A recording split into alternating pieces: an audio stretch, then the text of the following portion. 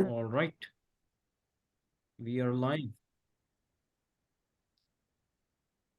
Okay, hello everyone. Bonjour, hola, ciao, privyet, namaste, haribol. A very good morning, good afternoon, good evening, whichever part of the world you are in. Very warm greetings to all of you. We've received an overwhelming and very satisfying response on this call for registrations for PI Summer School, which is the inaugural one. And I welcome all of you today. My name is Kunal Mule, and I am a professor of astrophysics at IIT Kanpur and Caltech. I have been connected very closely with the BIHS a few years ago, and the journey has been very satisfying and very pleasing to work with all the wonderful Bhaktivedanta Institute folks here that we have today. So we're going to show an opening video to begin with, just to get everyone acquainted with what's coming in this BI Summer School. So may I request Akhandadi to please share his screen.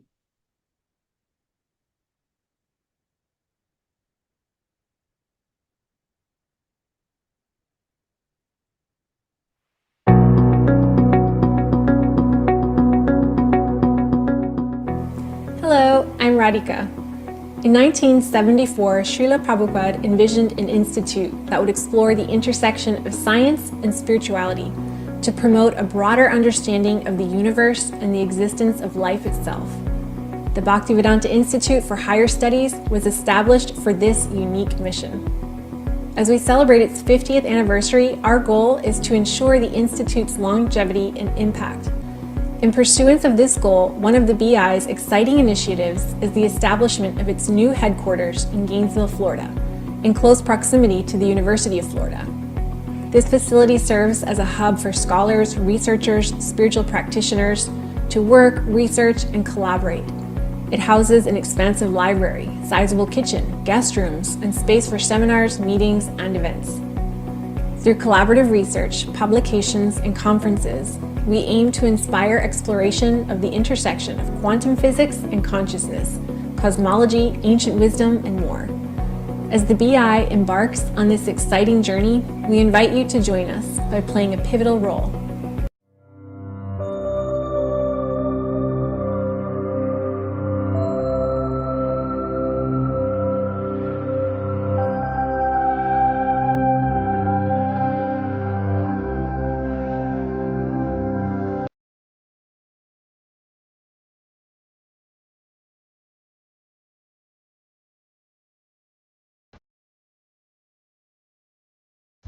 Science and technology have transformed the way we understand and interact with the world around us.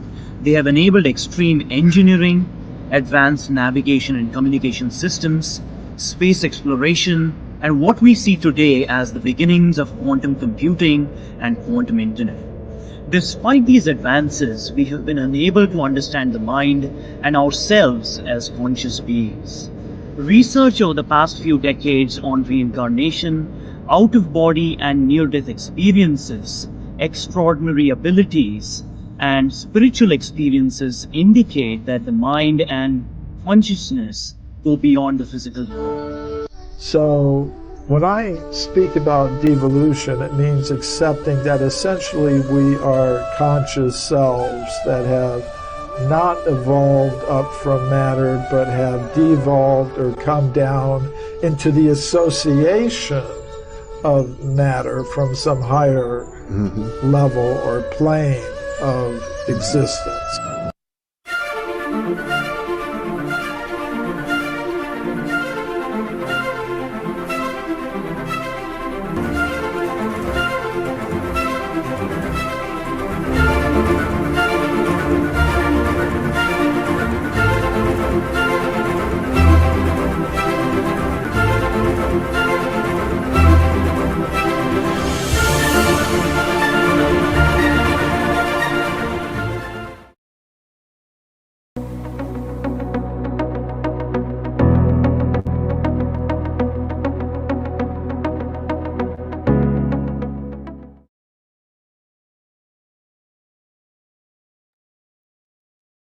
Okay, fantastic.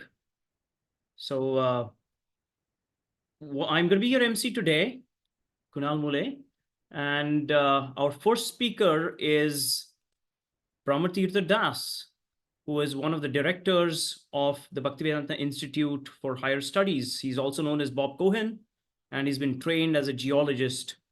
So very warm welcome again to everyone who's joined very recently. And Brahmatirtha Das, the stage is yours. The title of his talk is Overview of BI in Today's ISKCON, Projects, Network, and Resources. Thank you very much. Hare Krishna.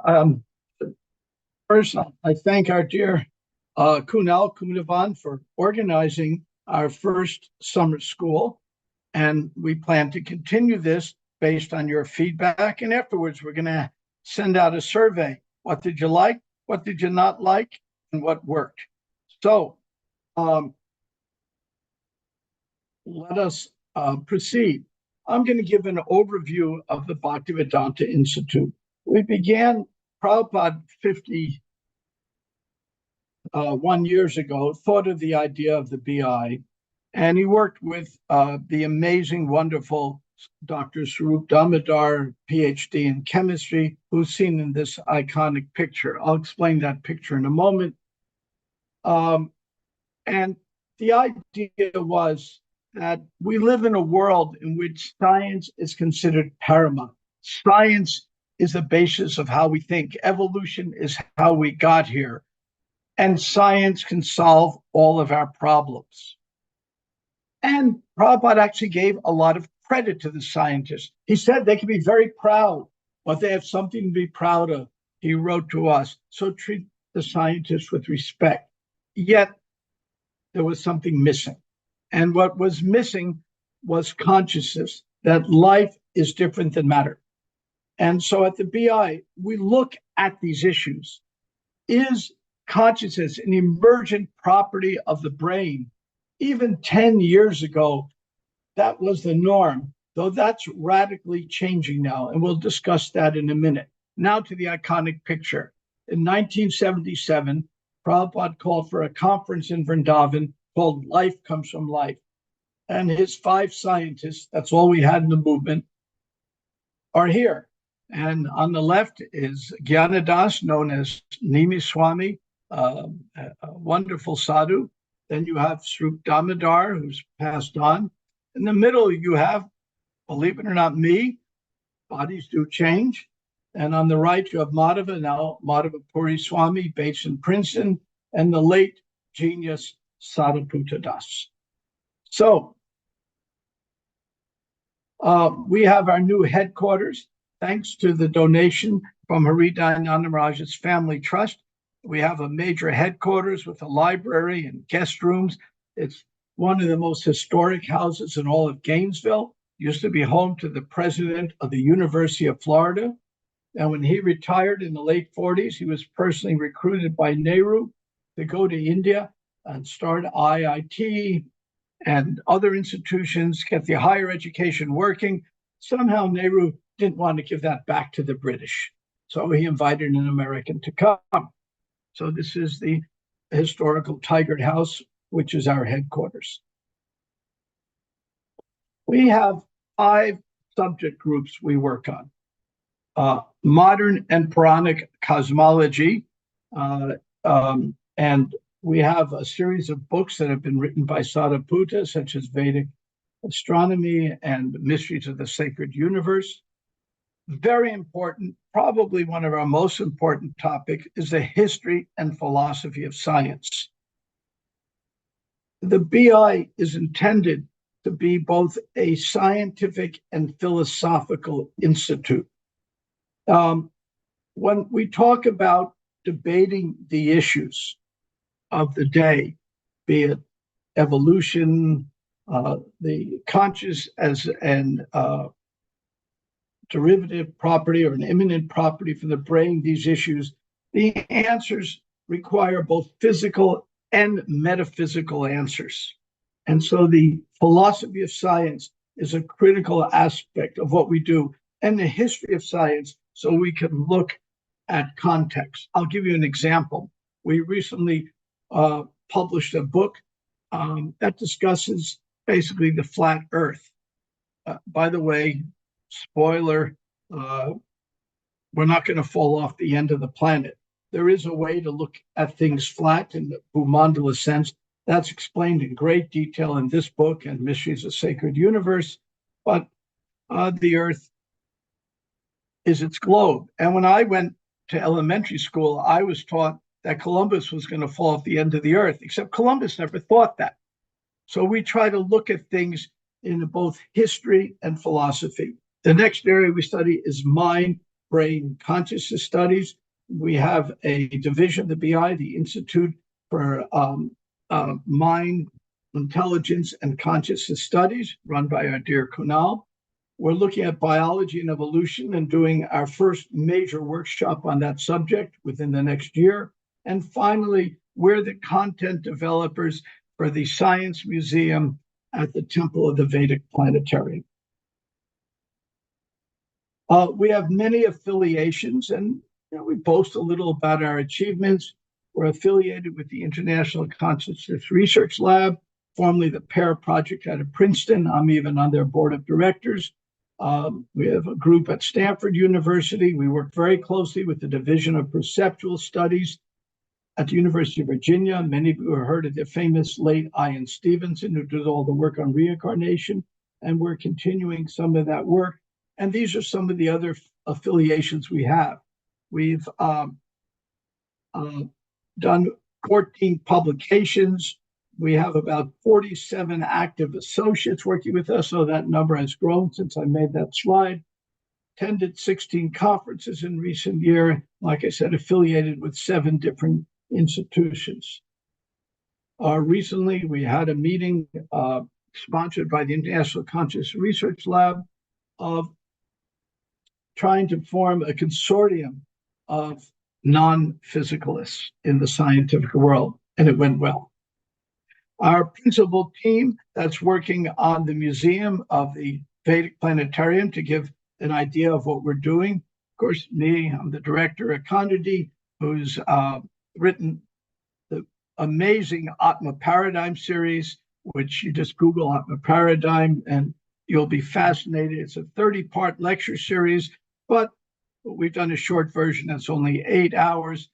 It's rare that I can sit for 8 hours and not be bored, and I wasn't, not for a moment. Doug Watson, who heads up our cosmology group.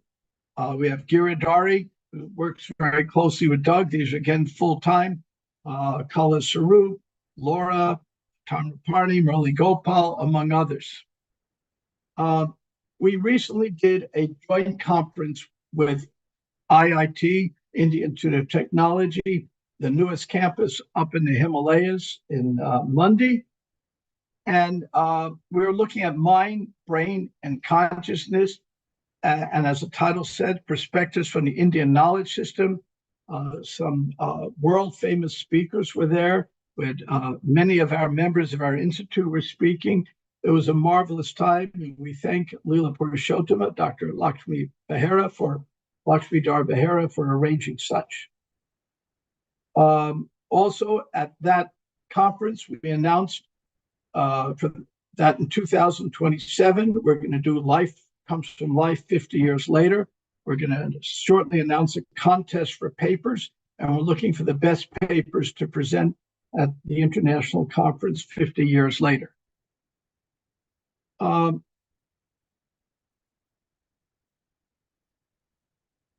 We just recently attended the 30th Annual Science of Consciousness Conference. This is the largest conference in the world on consciousness. We had 5 speakers at this conference. There's a Kandidi speaking. And the question is top-down consciousness and real-world applications. So that was the name of our section that we ran. About 600-700 of some of the top people in the world are there. Names you probably heard of, such as Deepak Chopra. And what was surprising and something quite delighted, one of the keynote addresses was given by the very famous philosopher of New York University, David Chalmers. And Professor Chalmers, who've interacted quite a bit with our Institute members, good fellow, he coined the phrase the hard problem of consciousness. That is the real philosophical issue the science and philosophy community has to face. And when he gave his keynote address, he noted, I'm speaking at the 30th annual Science of Consciousness. But my journey began, he said, 34 years prior, when I spoke at the Bhaktivedanta Institute conference on consciousness in San Francisco in 1990. We were surprised and delighted by that call out. But we do have a history, and we've made many friends in the academic world, and that effort obviously continues. We've also done a lecture series with the Institute for Mind, Intelligent, and Conscious Studies, organized by our own Kunal, based out of, at that time, Caltech. And these are just some of the speakers we have.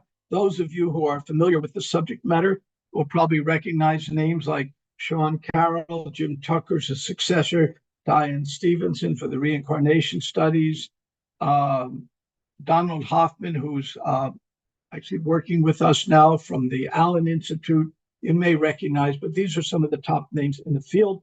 The way our series works, the professor will give a 1-hour lecture, and the following week we do a 1-hour Q&A. All this, of course, has been done on Zoom.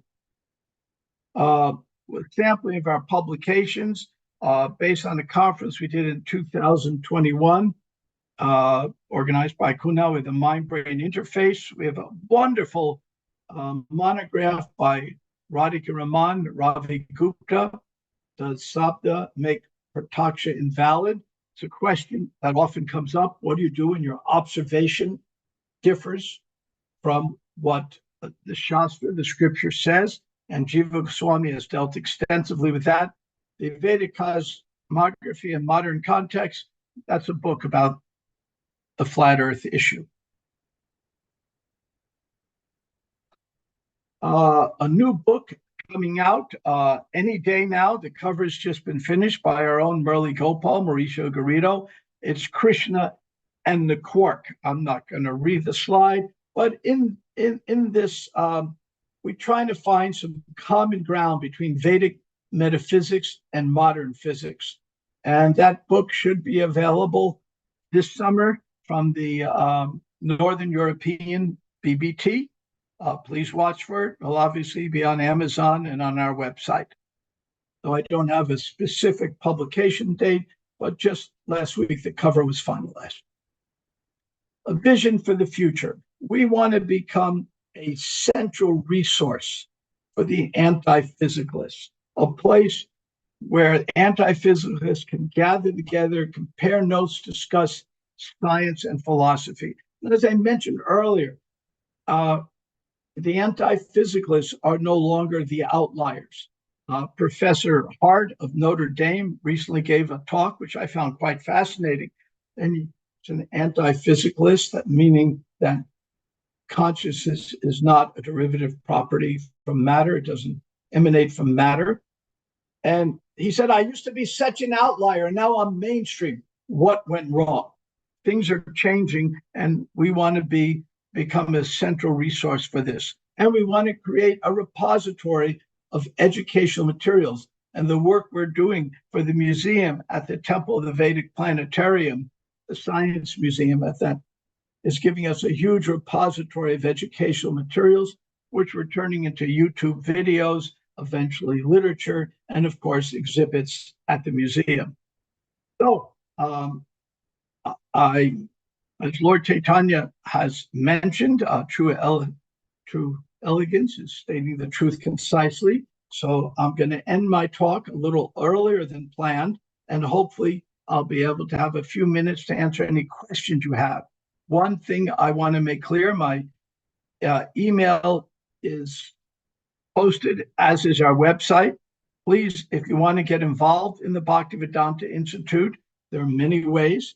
So we need editors, proofreaders, scientists, authors, people who know how to write Some people are really good at science, but just can't write. So we need writers. And obviously, like any project, we always appreciate and desperately need donors to help us. We are totally supported by grants and donations. And most of who work here are volunteers. Some that are working full time will receive stipends so they can keep body and soul together. And if you want to work with the BI, please send me a note. I will refer you to the work group that's most appropriate for your interests. Thank you very much. It's a real pleasure to have been part of the original Bhaktivedanta Institute back in the 70s. And in my final hurrah of this life, to be able to come back and direct the BI. It's the biggest honor of my life. Thank you very much. Thank you very much. I turn it over to you, Kunal. Yeah, thank you so much. I want to take this opportunity to just mention that there are more than 130 attendees today and still trickling in from all across the world. So thank you very much for joining. Want to remind everyone that this is the Zoom webinar mode, and the attendees are not allowed to speak. The only way that you can communicate is through the Q&A button that you see at the bottom of your Zoom window. So click on that, and if you have any question at any point of time, just post a question. And after every presentation, we will be taking selected questions from that Q&A box. And we already have one question posted actually right away as I was speaking. Actually, there were two questions. One was regarding whether the slides will be made available. I would say maybe not the slides, but the recording will be available on the BIHS YouTube channel. So stay tuned for that. We have another question from an anonymous attendee. And Bob Cohen, if you could please take this for us. Can we invite the BI to hold conferences or send keynote speakers at some events at our place? Yes, we do that all over the world. I gave a talk last year in Russia to 500 folks. I just gave a talk in Nodia. Kandidi gives talks. You yourself give talks. We have many speakers depending on the subject matter. So you can just write to the BI. You can go to our webpage for the contact, or you can write me personally. And we are glad to provide speakers. That's our greatest joy, in fact. Yeah, the answer is an enthusiastic yes. Where can we get the paper or book to Sabda make actually invalid? Leela, can you answer that question?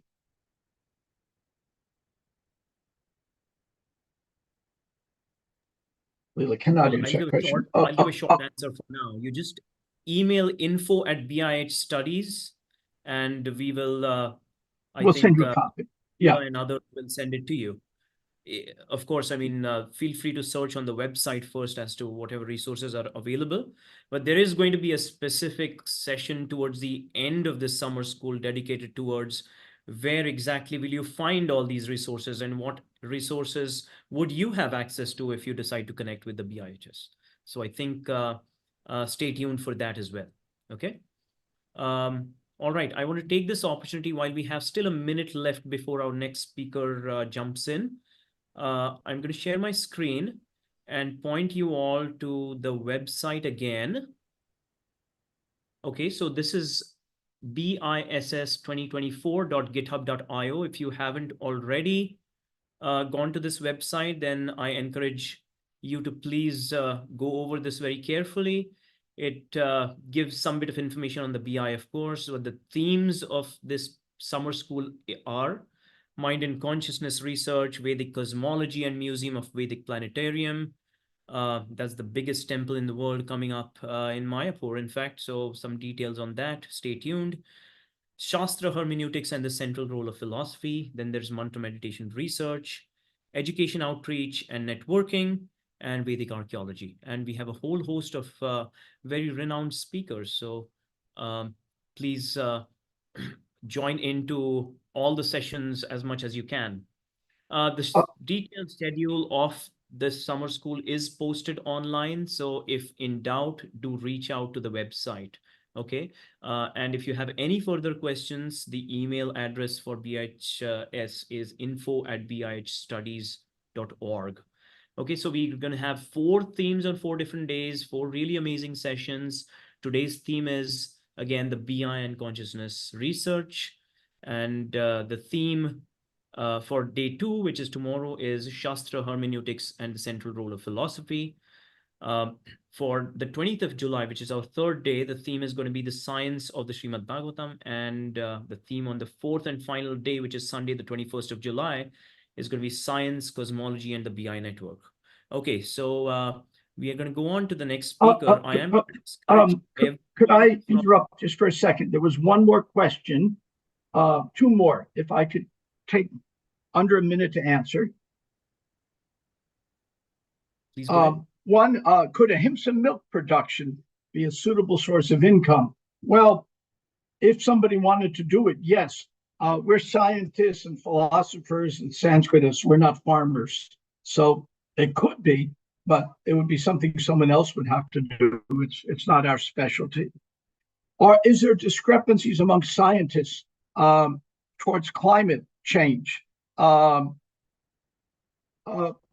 We're working on a revision now of the book Divine Nature by Juda Karma and Mukunda Goswami. It's being done by Kalachandji, Tamal Krishnamaraja's brother, and we're offering some advice and resources for that book. And climate change will be discussed there. I'm going to avoid the topic of vaccinations. I can do a sidebar. We can even do a presentation another time, but that's not our subject matter. Finally, I want to add that tomorrow morning, somebody asked about Radhika Raman's book. If you go to our website, we do list all of our books and how to get them. Everything's on bihstudies.org. We're in the process of updating our website. It's a few years old. The few years old in website world is like being in the Jurassic Age. So we're updating that as we speak. Tomorrow's morning's lectures, the 2 lectures tomorrow morning are particularly relevant. The second one is Radhika Raman's lecture. It's a recorded lecture on that very topic. So whoever asks for that, you don't want to miss. And the lecture before that is a really special lecture by our Dean of the BI, Dean of Academics, and our head philosopher, Hridayananda Goswami. And he'll be discussing the philosophical basis of what we do. I've had a preview of the lecture. It's one that you really don't want to miss. That'd be Eastern time, 9 o'clock tomorrow, India time, and other times, whatever. I turn it back to Kunal, and we're exactly on time. We have 30 seconds. Actually, we have 30 seconds left.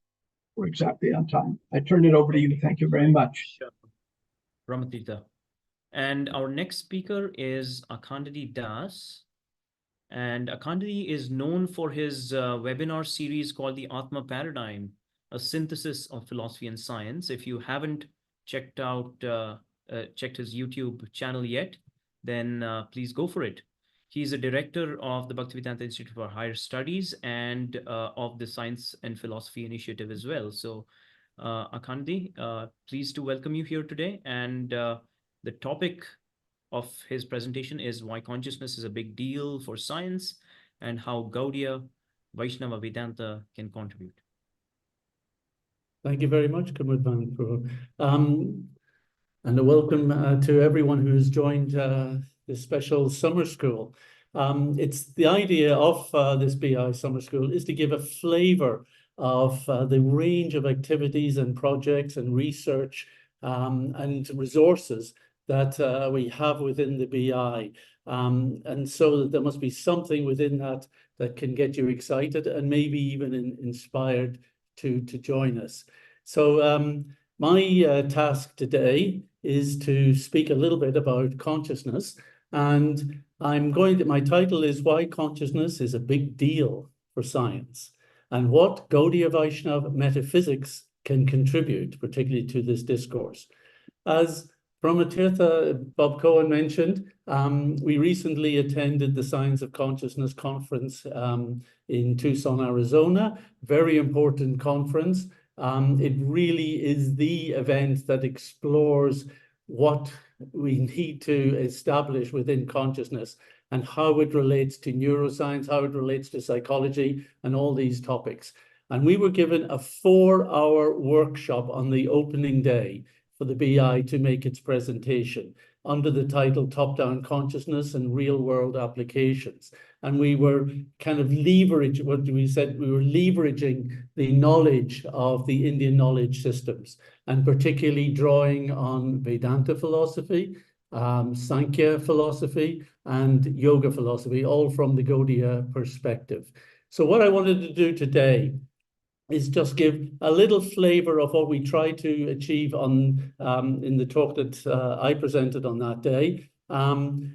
It can only be a summary. We cannot get into great details in this summer school, but we want to excite you about the topics and to let you know there's much, much more on offer. So at the workshop, my purpose was to contribute insights from Vaishnava philosophy and metaphysics, and to reinforce the real problem of the hard problem related to qualia, because the Science of Consciousness conference is the home where, as was mentioned, David Chalmers, the philosopher, challenged the scientists that you're talking about consciousness through your science and your neuroscience and physics and everything, but you're not dealing with the real topics, the real hard problem. And we're going to look at that in a few moments. And we needed to help the philosophers and scientists distinguish the functions of mind and consciousness, because they tend to conflate that. And we wanted to offer a framework, a theoretical framework of fundamental consciousness that accounts for the issues of the interaction between a non-neural mind and the body and brain. A framework that can accommodate what we call anomalous observations, things that are out of the ordinary, which currently standard physicalist science can't deal with. We wanted to show that this framework offers testability, it offers predictions, and it has huge benefit in applications in psychology and neuroscience. And to deal with all of this, we have to take people back to the start. We need scientists to be more philosophically tuned, and we need philosophers to be more scientifically tuned. So in dealing with consciousness, we have to go back to the beginning. What's it all about? What are our axioms? And standard in Western philosophy is to draw on Descartes' idea. We go back further than that. And what we want to present is the ideas that were given to us by Jiva Goswami 100 or so years before Descartes.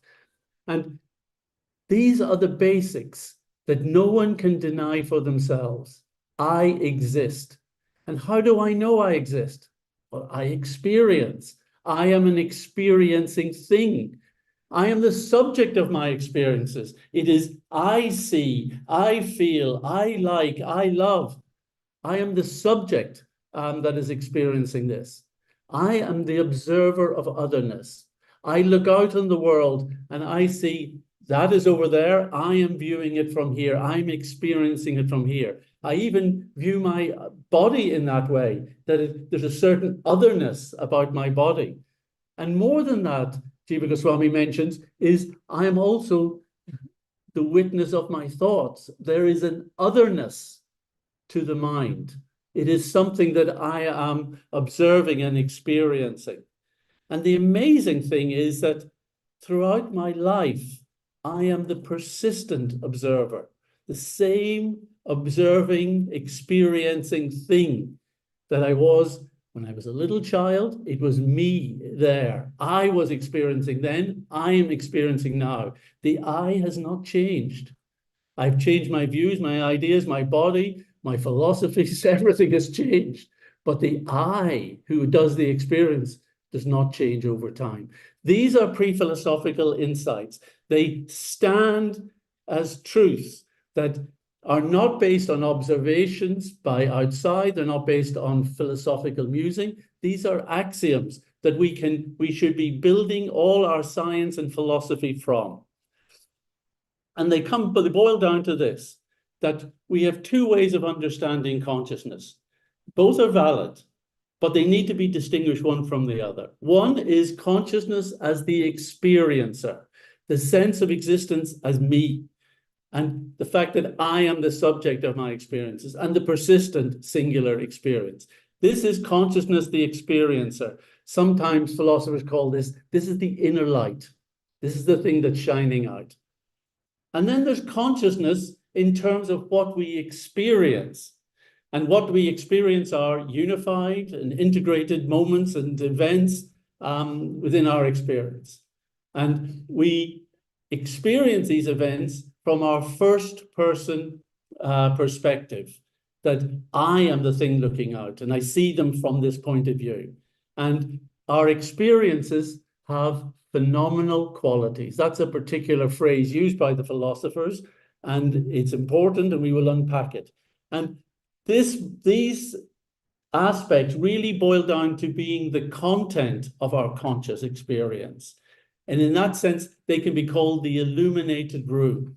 So we have the consciousness, the experiencer, as the inner light, and what it shines its light on becomes illuminated as the content of our experience, the illuminated room. And the question we put to the philosophers and scientists is, we've got the brain and we know what's happening within it, but we've also know that we've got the content of our experience and we have ourselves as the experiencer. How do these three things go together? That becomes the challenge that science and philosophy has to deal with.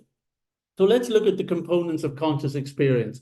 As I apologize, I am going to be plowing through this quite quickly, but I hope that it gives a flavor. And if you want, in studying the videos later, it may become clearer. And there's lots more material in the Atma Paradigm series that was mentioned for you. So this is an analysis done by Christoph Koch, who worked with Francis Crick way back in the 90s and produced a book on consciousness.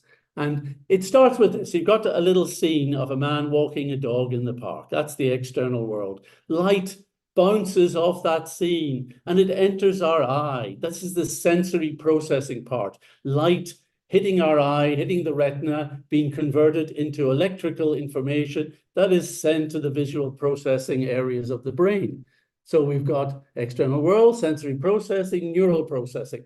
That's what neuroscience tries to analyze and correlate. And then you have this, that from all of that, there is the perception of a picture of the dog with its shape, its movement, its color. And that becomes the question. And this raises this point we made about phenomenal experience. And I want to give you a phenomenal experience. Well, by that means it's not amazing, it's maybe amazing, but it's to show you that experience is generated within the mind. Now, you can try this for yourself. Take your fingers 1 inch apart, hold it just a few inches in front of your eyes, look through, and you'll see that there's a kind of floating finger in front of your eyes. And the question is, where does that image that you are experiencing of a floating finger, where does it exist? Because it doesn't exist in the outside world. There's no little thing floating there. It doesn't exist either in either eye. So is it something that people say is mixed in the brain? But where is there an image in the brain? The brain's got electricity. It's got electrical patterns. Where's the picture? And where's this floating finger image that I see in front of me? This becomes the part of the hard problem, that the brain contains electricity. We experience that electricity as something else, as a picture. And they are not in the same format. And the format of the image that we are perceiving has its own qualities. And these qualities of what we are perceiving are called qualia. Qualia are the qualities of our inner experience. They may be related to what's out there in the world, but we're not talking about the properties of physical objects. We're talking about the properties as we experience it internally. And we have to understand there's a difference between them. We take it for granted. Our eyes are looking at something, therefore I should see a picture. But we never think, hi, the brain hasn't got any pictures. You're not dig around there and find anything that's nicely colored in. No, it's something, the qualities that we're experiencing are being generated by the mind. And let me show you how that's true. The standard idea of qualia is often given in this idea of the red ball, that when you see a ball, you're experiencing its redness and its roundness. So there is something that it is like to experience it, which is different to experience blueness. And we're not talking about the psychological effect. We're talking about the actual raw experience of color as its redness or blueness. And there are different types of qualia. It's not just visual stimuli which give rise to qualia. When there is an air pressure, a wave comes into the ear, moves the eardrum, moves the little bones, puts pressure on the cochlea, moves the little hairs in there, and sends an electrical signal, bleep, bleep, bleep, into the brain. We experience that bleep or that kind of electrical message as a sound. It could be music, it could be voice, it could be birds singing.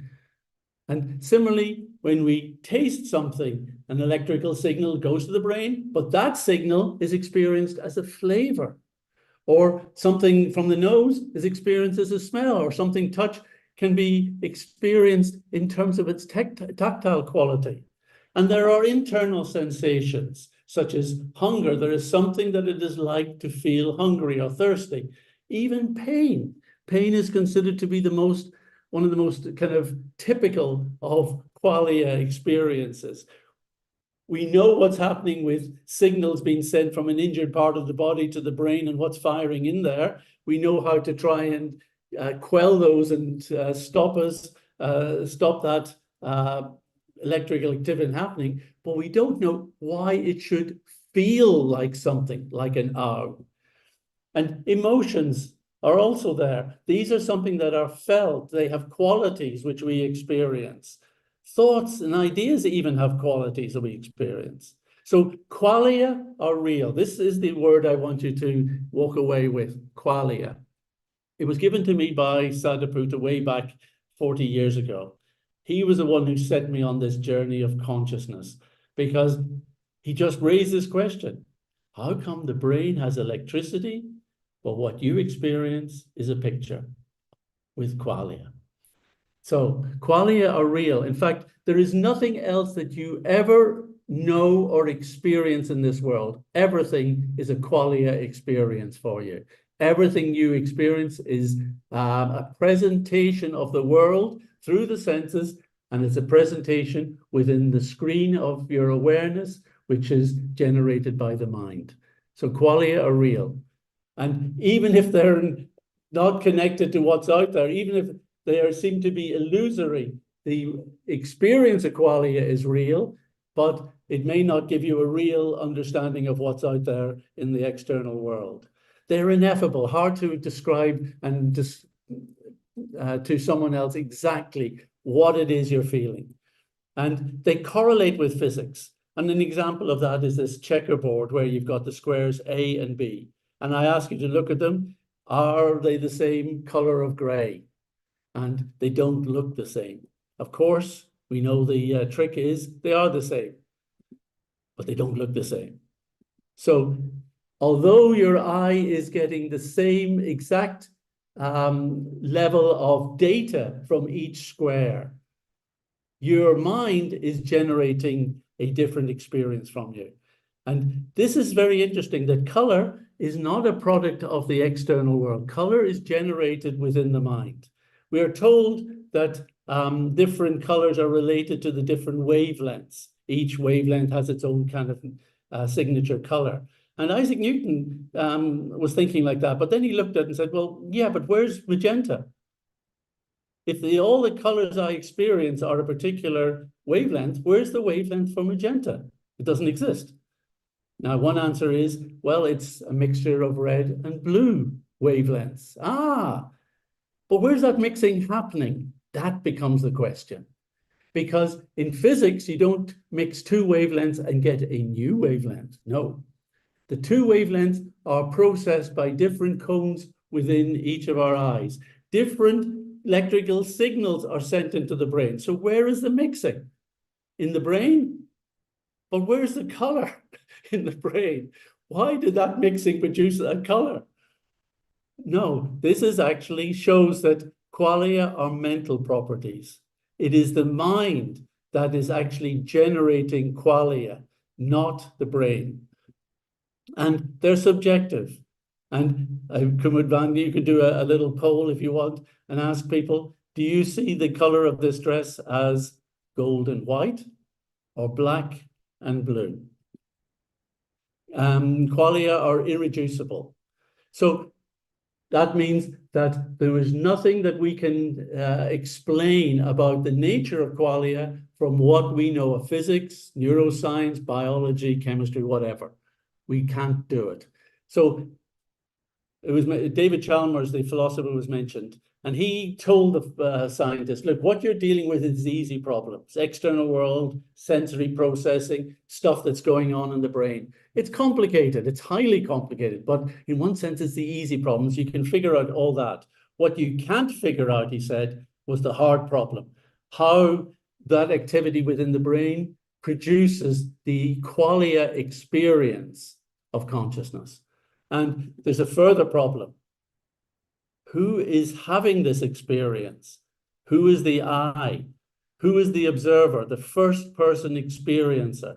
That becomes an even harder problem. So what we have are the easy problems of physical processing up to the brain, the nature of qualia within the mind, the illuminated room, and the observer, the experiencer, who is the inner light having the experience of the qualia. So this gives us three sets of functions and properties. And I think this is our key initial message to the scientists and philosophers dealing with consciousness, that you cannot ignore this analysis. We're not saying anything new. We're not actually saying anything controversial in any of this. We're simply saying that there are clearly three different buckets, three different types or categories of functions and properties: physical, cognitive, and consciousness. Three types of functions and properties. Often the consciousness argument gets into, well, what are they made of? What is consciousness or mind, a different substance? And that's all the foolishness that has come from Descartes' analysis and his suggestions.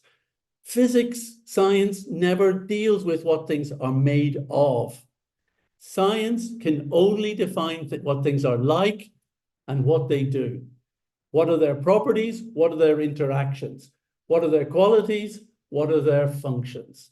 And that's how they should be looking at these three categories. We can understand physical functions and how they operate and their properties. We need to understand mental functions and their properties, and we need to understand consciousness functions and their properties. They are very different. Each of them are real. We're not saying the external world is not real, like some philosophers. We say consciousness is real, the mind and the things we experience, it is real, and the external world is also real. And we just say, you need to explain how these other properties come to be real, and also how they come to interact with one another. So to help the philosophers, we are suggesting a framework, and it starts like this. We have the physical functions, which make up everything that we know about brain activity, how the body works and the world, to a degree. We're not saying that's the only thing that's involved with any of those, but to a degree, you can analyze a lot of what is happening within the physical functions. However, There are also cognitive functions. And at the moment, I'm using this word mind in a very generalized state, not in the way that, for instance, Srila Prabhupada might use in specific reference to manha, which is one of the cognitive functions. I'm using it in the more of the Western kind of generalized mind situation. Now, what is proposed, and we're not alone anymore in suggesting this, that you cannot explain the existence of mind from what we know of physics. Mind is not a product of physical stuff. It is not a product of the brain. Rather, what is being proposed by many philosophers now is that there must be some kind of psychophysical substrate, some kind of state of what you can call matter, which is able to produce, which is able to produce the evolutes of the physical functions and the evolutes of different levels of mental properties. So both of them come from the same substrate. They do not arise one from the other. And this dual aspect framework is shared by a number of philosophers, and in fact, there was a couple of sessions even at the same conference where someone was presenting this.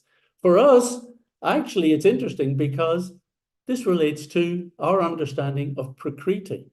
The psychophysical substrate is basically Prakriti in its raw state. And we know the Bhagavatam explains how that gives rise to the different levels of physical properties through the different elements, through the manifestation of the Mahabhutas with their inherent tanmatras. And that produces the objects of this world. Meanwhile, from that psychophysical substrate come the different evolutes of mana, buddhi, ahankar, which give the cognitive functions that we're talking about. And if you want to understand how they interrelate, you don't try and put these two seemingly different stuffs together. Rather, you need to understand them in terms of how physical functions relate to its substrate and how mental functions, cognitive functions relate to their substrate. And really, what is happening in the process of our perception of the world is the passing of information. Information from physical objects is decoded and brought down to the substrate. It is transferred and then reformatted in the form of qualia within the mind. So this is the flow of information. And then the mind is not conscious in itself.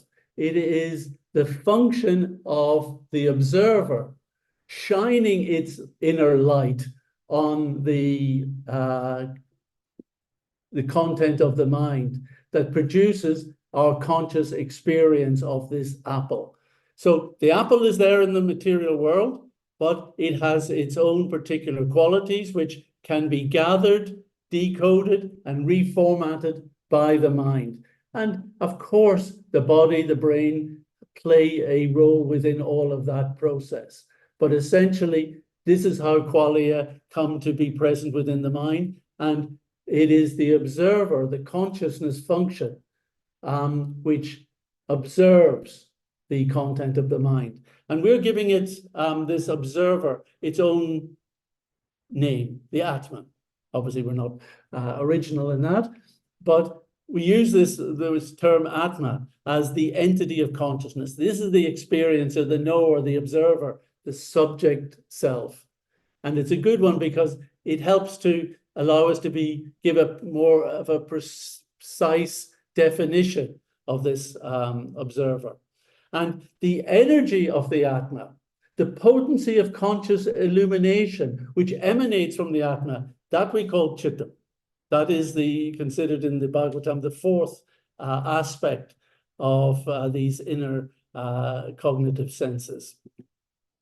So the interesting thing is that we have placed the Atma outside the box of Prakriti. Why have we done that? Well, all the items within the box of Prakriti are changed by time. time changes the physical objects. There's growth, there's transformation, there's decay, there's disintegration. And mind goes through its changes, moment to moment. You know, we've got new ideas, things flashing through us all the time. The Atma observes things that change over time. The Atma can observe this moment. When that moment moves into the past, the Atma, the same Atma, is observing the next moment and the one after that and the one after that and so on. The Atma itself is not changed by time. It's non-temporal. And that's why it is placed outside of Prakriti. And it's therefore we need a bigger box than Prakriti to put all the aspects of world and the mind and the Prakriti stuff, and also the consciousness stuff. We need a further bigger box, which we propose, and in this case, referred to as Brahman. And we may think this is complicated, but actually it's happening right at this very minute. I'm sitting here in my home near Zurich, and that's me in the real world. You're not seeing the real world. You're not seeing me there.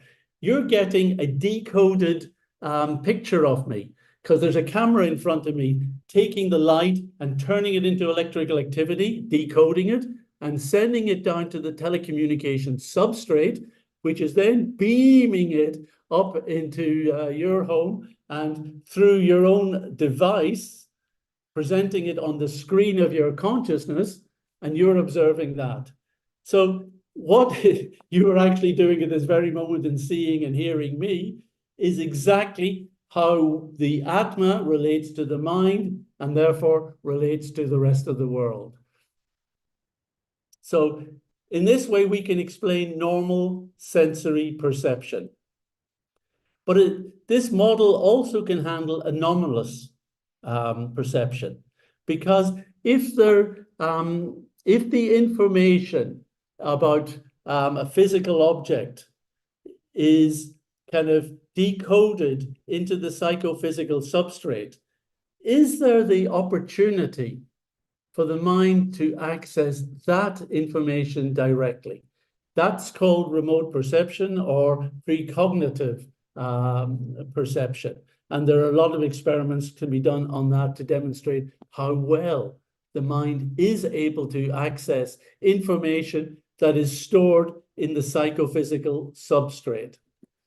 And also, there is opportunity for the mind to interact with other minds. And there's experiments that can be done on this, where you set up a connection between a transmitter who is in one place viewing a particular situation, and you connect them with a receiver who is able to understand and receive some of the information that is in that other person's mind. So mind to mind processes. So the framework works not only for normal, but also for these anomalous situations. But the key thing here is that the Atma isn't just an observer. It has volition. It can express its will. Will doesn't mean we have ultimate power. Will means we want to change the content of our experiences, generally for the better. So in this case, the Atma it doesn't want us to enjoy the stuff in the mind. We want to actually see ourselves as the center of all the activities that are happening within the mind. And therefore, we generate this kind of sense of our own persona, our experiencing self within the mind. And this is the ahankara. We want to be the star of the drama that is unfolding in our mind. And in this case, we want to also influence what we're experiencing. So in this case, we are taking our ideas, our plans, our strategies, our desires, and we are trying to encode them in information which can be passed on the psychophysical substrate and back up into our brain for action, for speech, and can help to specify what is happening to ourselves in this world. And the idea is like this. You have the agent, and he's looking at his blank mind. But he comes up with an idea, and that becomes a concept in digital format. That digital format can be then sent to the substrate as information, passed along from the substrate to a 3D printer, a system which can convert that raw data, which represented your idea, and can turn it into a real object. And in that way, there seems to be a connection between the will of the Atma, the intentional desires that are generated within the mind, and how they manifest within the brain and body. So this idea that there cannot be connection between mind and body that philosophers in the West talk about is total rubbish and can be easily overcome with a better understanding of the framework that is working. And we see this process happening all around us. So can mental intention really affect physical reality, not just what's happening in our brain, but even beyond that? And I refer you to the Princeton Engineering Anomalous Research called PAIR. This is a department that was set up at Princeton University. It ran a program from 1979 to 2007. Basically, they worked with these type of quantum-based random event generators. When they're left on their own, they kind of bubble along a little baseline. It's to do with the electrons going quantum for quantum tunneling. And the idea is, could participants change the rate of electrons going quantum tunneling? Could they send it up, or could they reduce it down? And very quickly, here's some of the results that they got. And the effect from each person was slight, but when you aggregate them, as you must do in these type of scientific experiments, and when you have 800,000 trials which demonstrate a large divergence from chance, you have the odds of 1 in 3 billion. This is certainly demonstrated evidence that conscious intention can influence physical systems without any direct physical interaction. So it seems to, in this particular case, it seems to work on a kind of quantum level. That's fine. That's something that also is being explored. One of the organizers of the Tucson conference, Stuart Hameroff, has had quite a bit of interaction with us. And he has a particular theory called orchestrated objective reduction, which suggests that quantum states within the microtubules, which are little tubular molecules or organelles within the brain, within the neurons, can influence the firing of the neurons. And this idea of quantum biology is now becoming more and more established. Again, there was another workshop at the conference on that. And the idea is that if intention can work on and affect the state of quantum activity within the brain in the same way as it did the random event generator, then you have demonstrated a route by which non-neural brain can influence the behavior of the physical brain. This is Brenda Dunn speaking in the UK in front of this machine behind her, which is they called Murphy. It's what's called a mechanical cascade. They drop the balls down through it, and they should come out in a normal curve. And you can test people's ability through intention to vary the curve left or right to show that this effect of mind over matter, we can say, isn't just to deal with electronics and quantum states. It seems to affect even big objects, like metal balls falling through a cascade. And if you want to try out this principle of how consciousness can affect physical systems, then I suggest that you do this experiment for yourself. You cook some rice, and You put exactly the same amount of rice in two different little containers, which are identical and already sterilized and ready to receive them. Same amount from the same area of the pot, so they're as identical as they can be. One you label thanks and one you label fool. The thanks, you give gratitude, and you have to be really sincere. You have to be deeply appreciative the fact that these rice grains are providing health and nutrition and wonderful flavor for your body to enjoy. They are the sustenance of our life, and they have to be appreciated. And the other you can label as fool. And for that, you have to be really, really nasty. And I know that's probably tough for many of you kind-hearted persons out there. You have to be so, so nasty to the rice. You have to condemn it. You have to shout at it. You have to blaspheme. You have to say everything nasty about it. And what happens? You put them aside and see what happens. And this is after 9 months, the full rice is starting, on the right, is starting to decay. The other rice, the thanks one, is still in good shape. This is after 18 months. The full rice is now disintegrated into a liquor and nasty smell. The thanks rice is still looking pretty good. I wouldn't serve it to my guests necessarily, but it looks nice. That's after 4 years. The rice is still doing well. What about this? After 10.5 years, the thanks rice has maintained. Now, what is happening here? One suggestion is that this indicates the power of the gunas. The idea that when you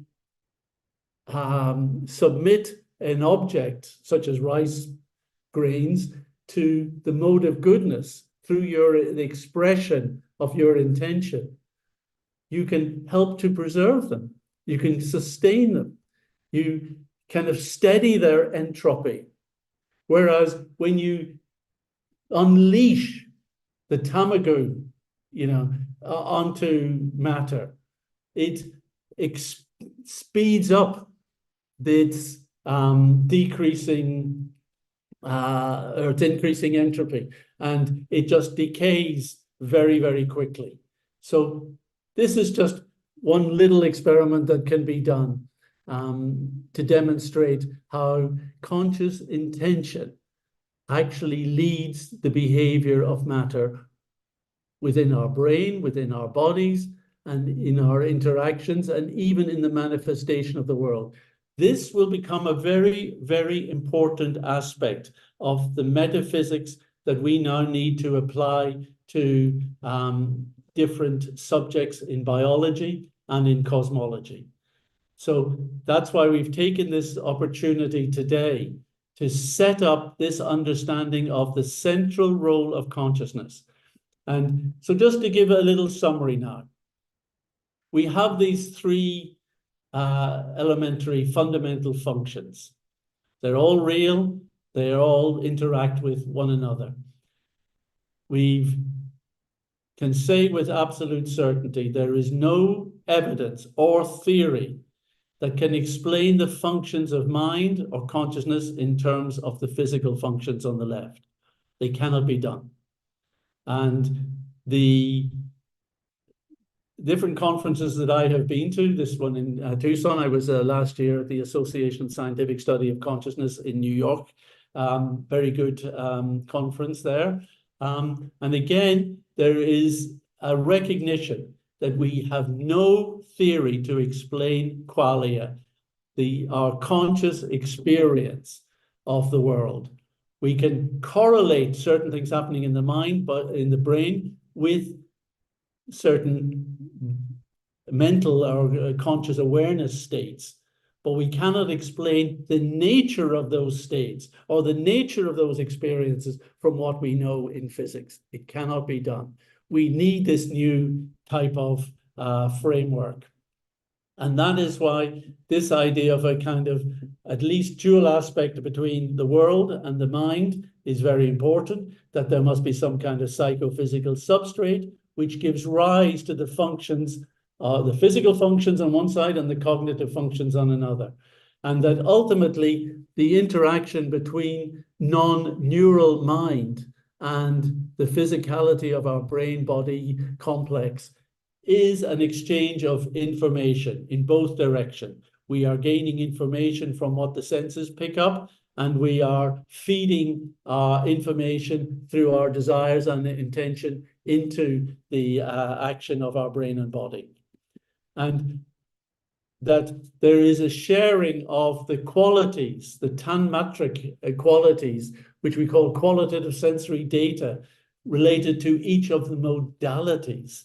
The modalities are the different ways of sensing, seeing, hearing, touching, and smelling, and tasting, etc. So those are the modalities. And each of those have different qualitative kind of natures. And the gunas are the aesthetic aspect of each of those qualitative sensory types. So all that information is being brought into the mind. So our mind is hoovering up the data about the sense objects and the associated gunas that they are related to. Our mind is hoovering all of that up and filling itself with that, and that becomes the content of our experience. And that's why we have to be extremely careful what we allow into the mind. There's now so many interesting studies of how the mental health affects our physical states and diseases and all those other aspects. And that is a subject which we'll look at a little bit next week. Mind leads matter. And so be careful what we gather into the mind in that respect, because consciousness relates to external reality as it is mediated to us, as it is presented to us by the experiential reality generated by the mind. We never actually contact the external world directly. It is simply mediated within the experiences, the qualia, presented to us in the mind. This is a very, very important function. This is why the whole kind of metaphysics of Sankhya, yoga, and Vedanta are built on this kind of model. And the differentiation then between those factors connected with the physical functions and cognitive functions, which are part of Prakriti, and those functions being separate from the nature of consciousness, which is beyond Prakriti. It is part of the non-temporal realm. We talked about how consciousness identifies as the Hankara persona, trying to enjoy external reality. We're not just trying to kind of watch it on the screen. We want to be part of the scene. We absorb ourselves so much in it. And in fact, we forget that both ourselves and the Prakritic world have an original source. And that original source, we can ask the question, is the source of all existence inert, i.e. just dead matter, dead stuff of whatever it is, or is it conscious? That becomes the big existential question for philosophy and science. Is the source of all reality inert or conscious? Now, in our presentation here, we have demonstrated that it seems, we cannot use the word impossible, but impractical, unlikely, difficult to the extreme to explain the nature of consciousness from what we know about matter. Therefore, it would seem very strange if the source of all existence was inert. Rather, it makes more sense that the source, the original source, is conscious, a conscious being, and is as equally an experiencer as we are.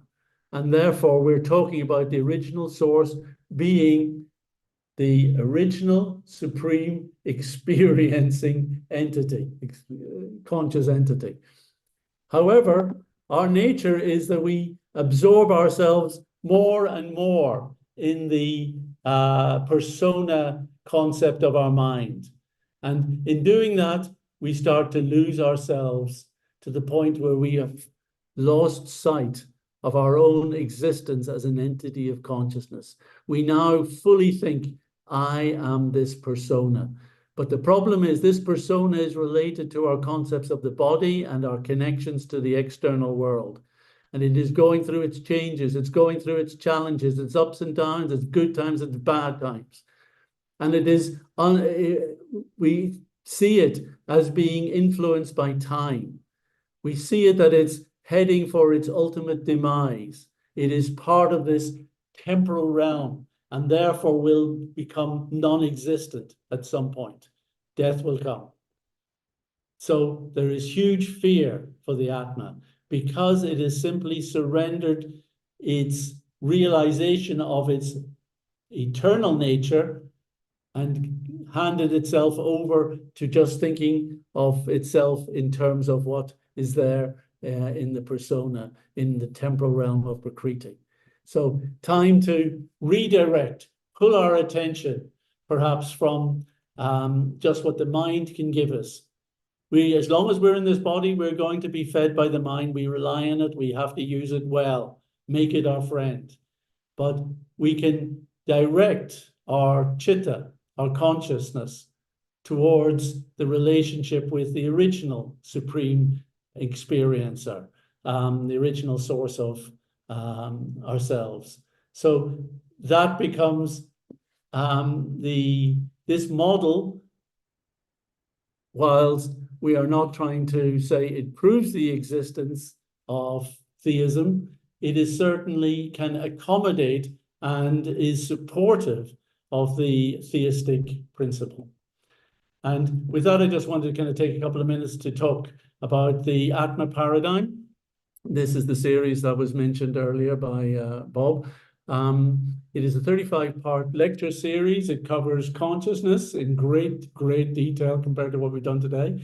It looks at matter and reality and all the metaphysics, some of which we have hinted at today. It then goes into apply the understanding of non-neural consciousness, fundamental consciousness, and what that would mean for biology. It doesn't mean throwing out all the science, the real science, but it gives a different perspective on how we will understand what is happening, the interpretation of data. And the same is true for the universe. Once you understand the nature of consciousness, you can better appreciate why the universe is here and how it comes to be here. And I'm going to leave that subject for some of the other speakers on the last Sunday, when they'll be giving an idea of a consciousness-based universe. So if you just go on YouTube and you tap in Atma Paradigm, the channel will come up. Or if you want to visit our Science and Philosophy Initiative, there's that material, the connections to those lectures and other things there as well. And with that, I thank you very much and hope you've had a phenomenal experience. Thank you very much. It was a phenomenal experience indeed. Very nice presentation, Akhanti. There are many questions and we have time for maybe only a couple of them. So let's go for it quickly, and maybe the rest of the questions you could answer on chat, perhaps. Okay. Okay, so the first one is Adi Newmiller asks, your speech on qualia is fascinating. You mentioned that all we ever experience is qualia via the mind. How do we make sure that we don't, from this perspective, fall into the Mayavad perspective, which would say that everything is purely an illusion, as opposed to Vaishnavas who posit that the world exists, but that it is simply material and temporary? Yes, you're quite right that many people do fall into that trap of, in the West, they call it idealism. The idea that is, if we're experiencing everything in the mind, maybe it's only the mind that exists and there isn't a reality. Jiva Goswami also deals with that seriously in the Paramatma Sandarbha. And basically, we take it from him. And the simple point is that I am having a particular experience of the mind about the world, and you're having one, and we're able to share. and there seems to be some commonality. So it seems highly likely that there is some form of external reality which is giving rise to the mental experiences that we're having. And therefore, that's why we say in the beginning that consciousness is real, mind is real, and the external world is real. And that's the picture that is provided in the Gaudiya metaphysics. Okay, one last one. One last question from an anonymous attendee, which is, given the recent rise of artificial intelligence, how does this non-physicalist perspective treat the perception of physical reality by artificial intelligence models?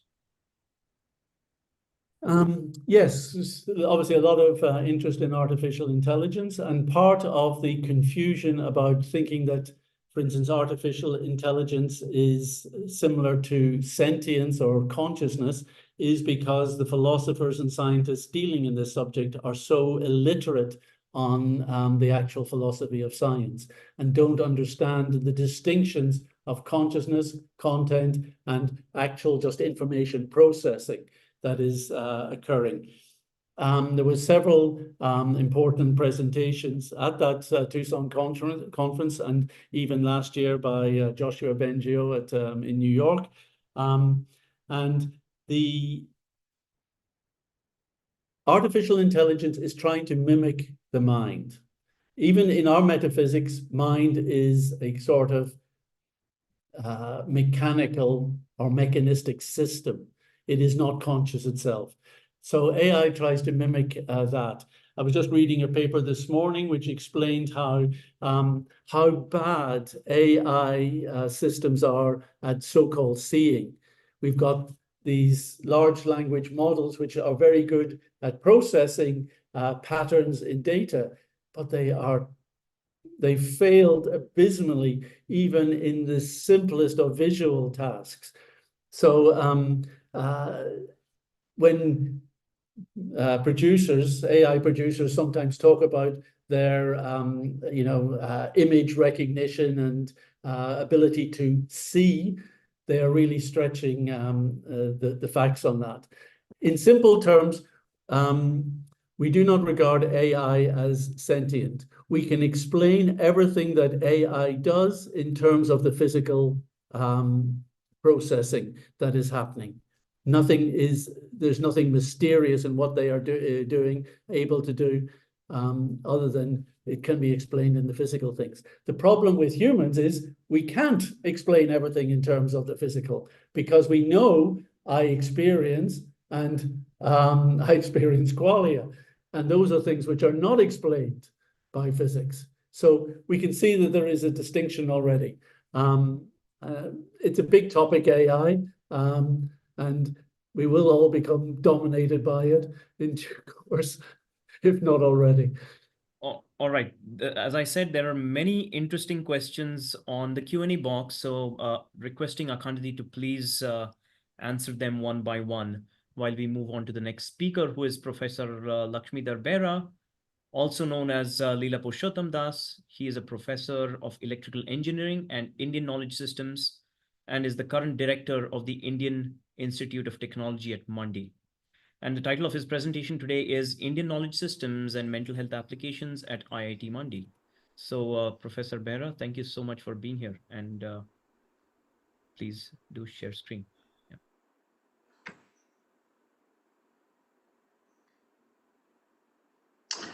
Okay, so thank you.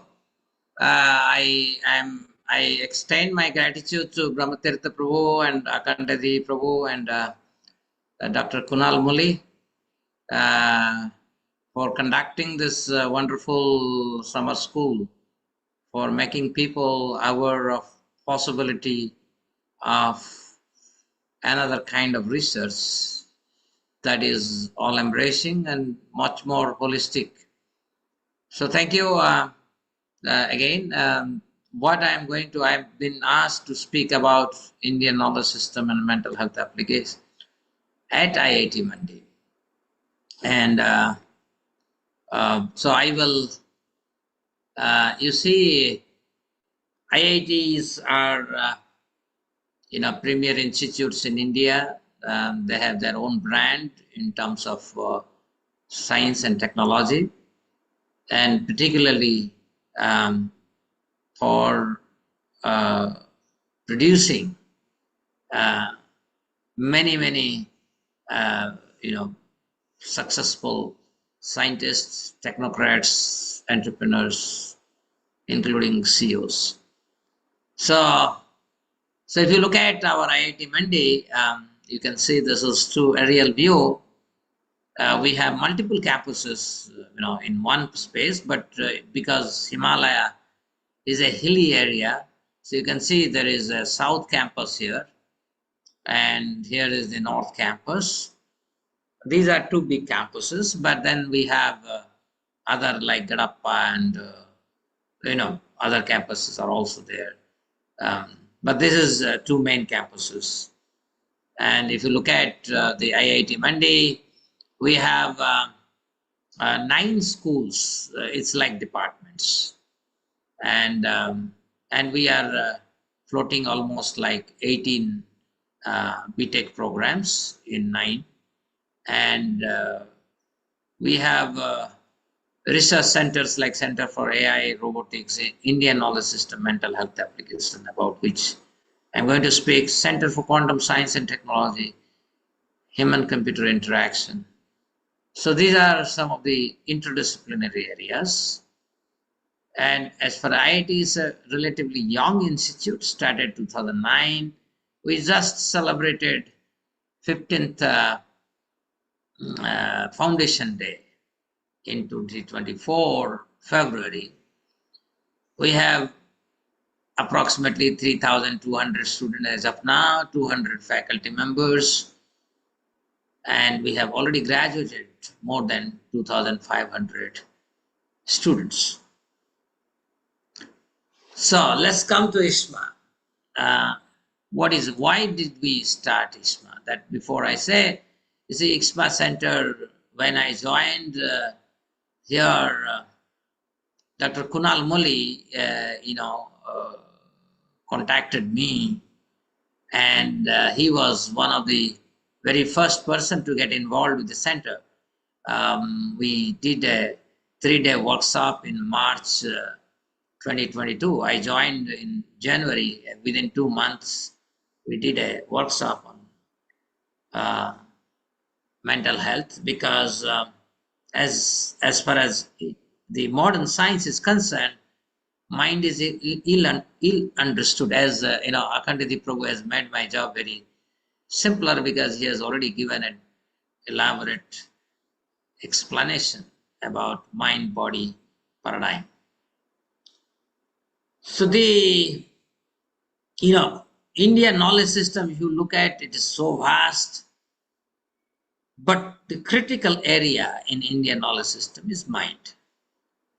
So theme of this center is to develop a holistic understanding of mind, brain, and consciousness. How do they coexist in any organism? It's not only human, but plants, microbes, bigger organisms like birds, animals. So how these 3 things, they coexist and operate as a single unit. This is something very, very not only mystical, but also highly unknown entity as far as scientific communities are concerned. So in this, it's a highly interdisciplinary center. We aim at understanding some of the key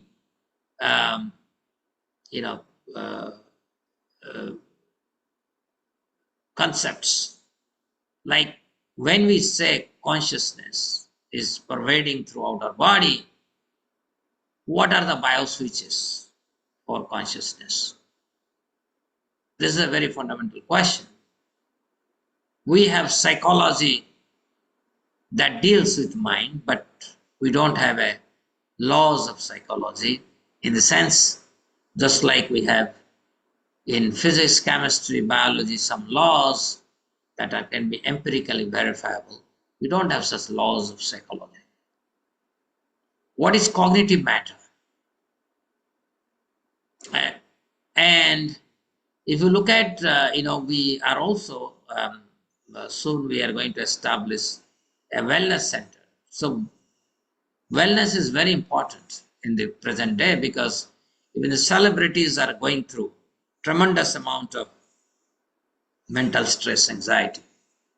So when we say holistic wellness, it includes emotional wellness, physical wellness, spiritual wellness, occupational wellness, social wellness, environmental wellness, intellectual wellness, and so forth. Goes on. So how can we achieve all this? So this is the goal of ICSMA Center. If you look at ICSMA Center, we have 25 faculty members associated. We have some core faculty members we have hired in the last 2-3 years. We have 45 plus research scholars. That includes both PhDs and masters. And degrees that we float in ICSMA are PhD in IKS and mental health. We have MTech research in cognitive engineering. We have MS, this is the first time we have floated in music and musopathy. MA in Sanskrit and Hindu studies, it has been already approved by our Senate, but we are going to float next semester. So why did we start this ICSMA? 1 in every 8 individuals worldwide suffers from a mental disorder. This is WHO 2022 report. Mental health illness, this is 15% of global disease burden. India struggling with mental illness,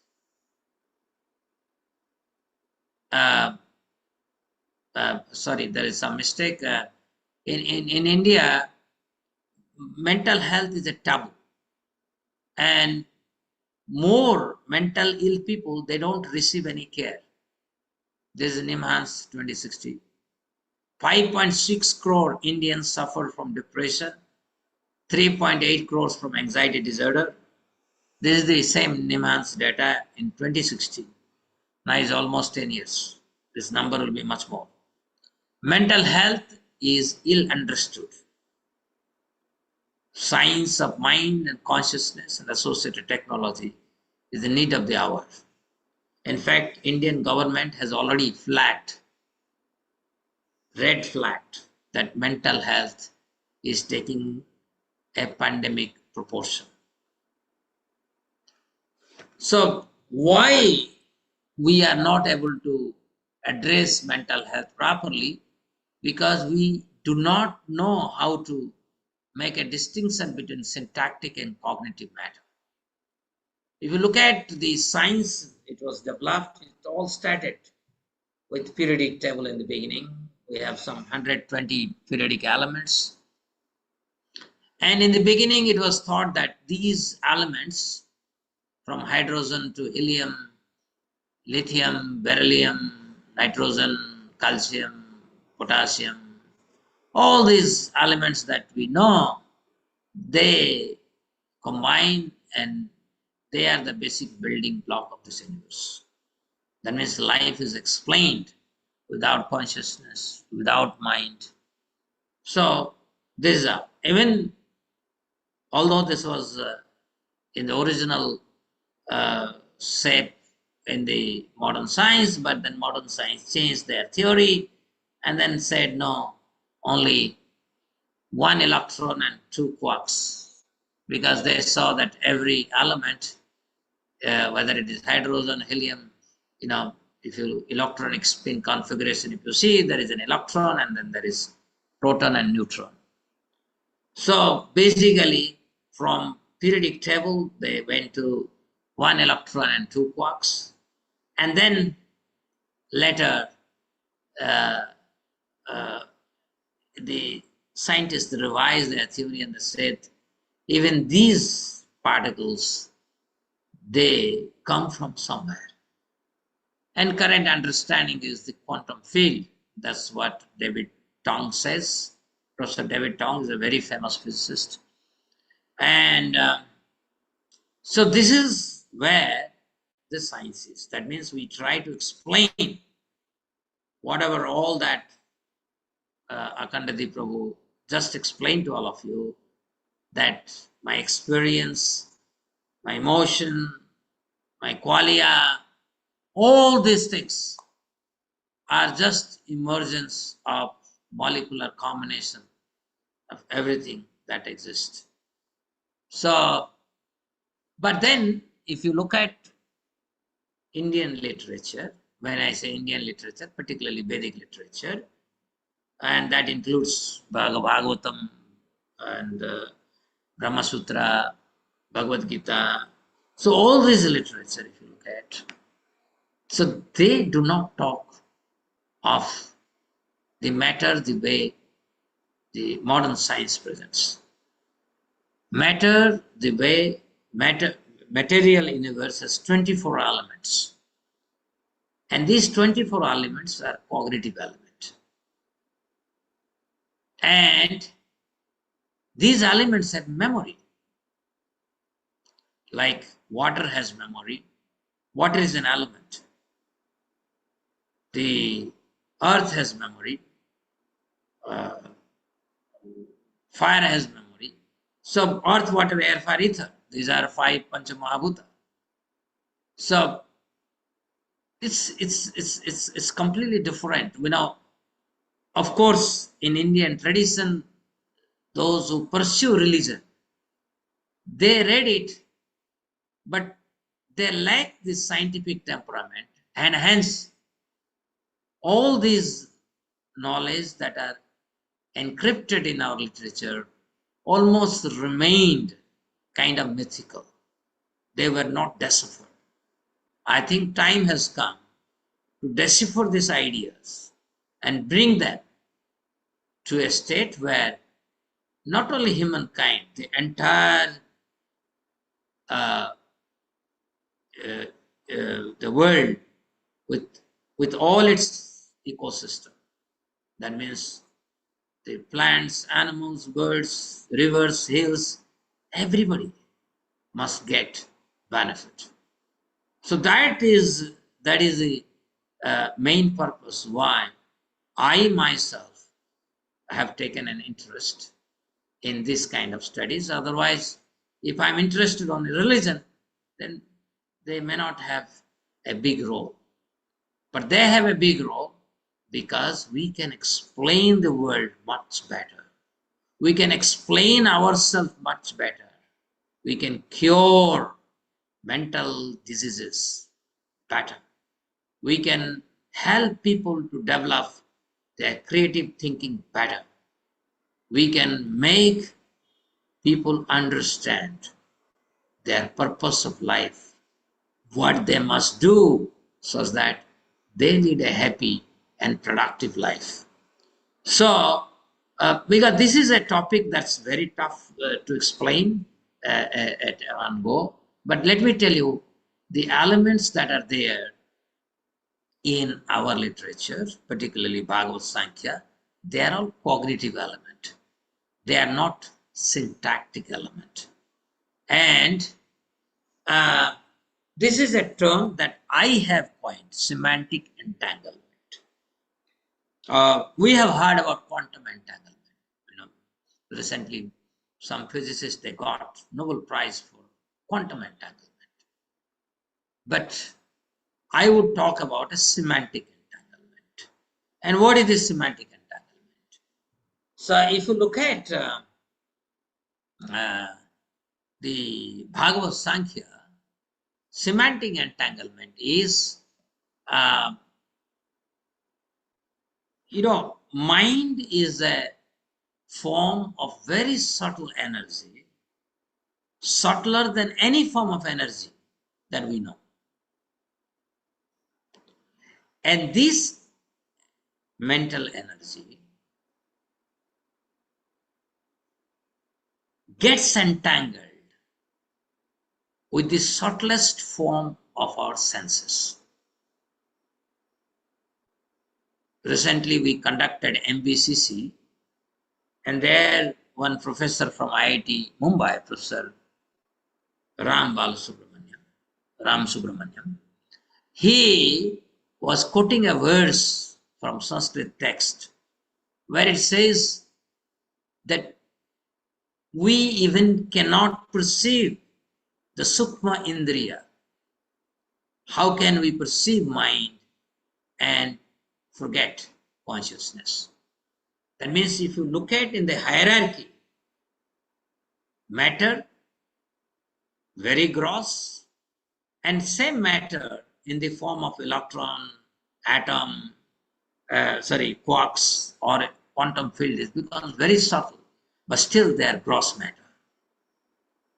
Now we are talking about sensory perception, and this sensory perception has a very subtle state where there is awareness.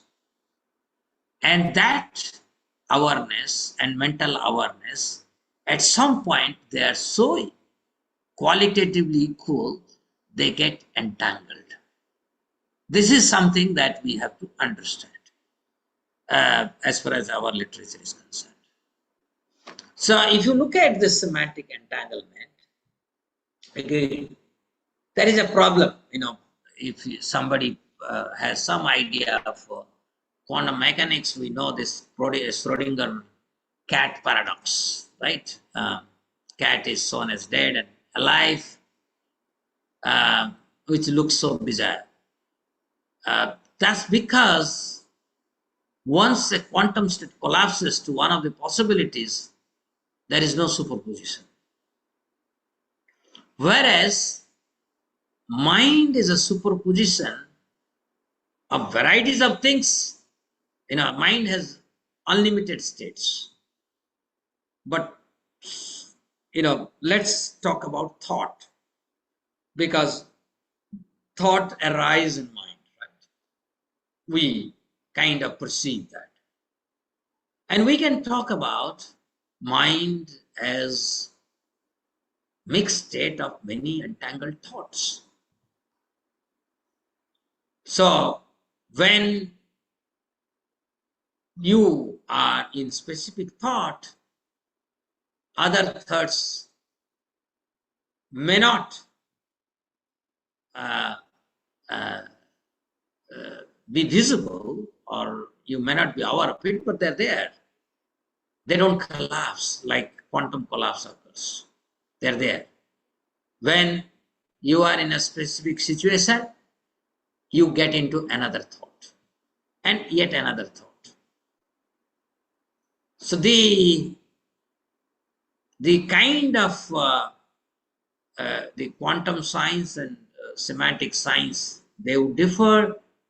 That I, as a person, my mental state is that I'm a father, I'm a teacher, I'm a son, I'm peer simultaneously.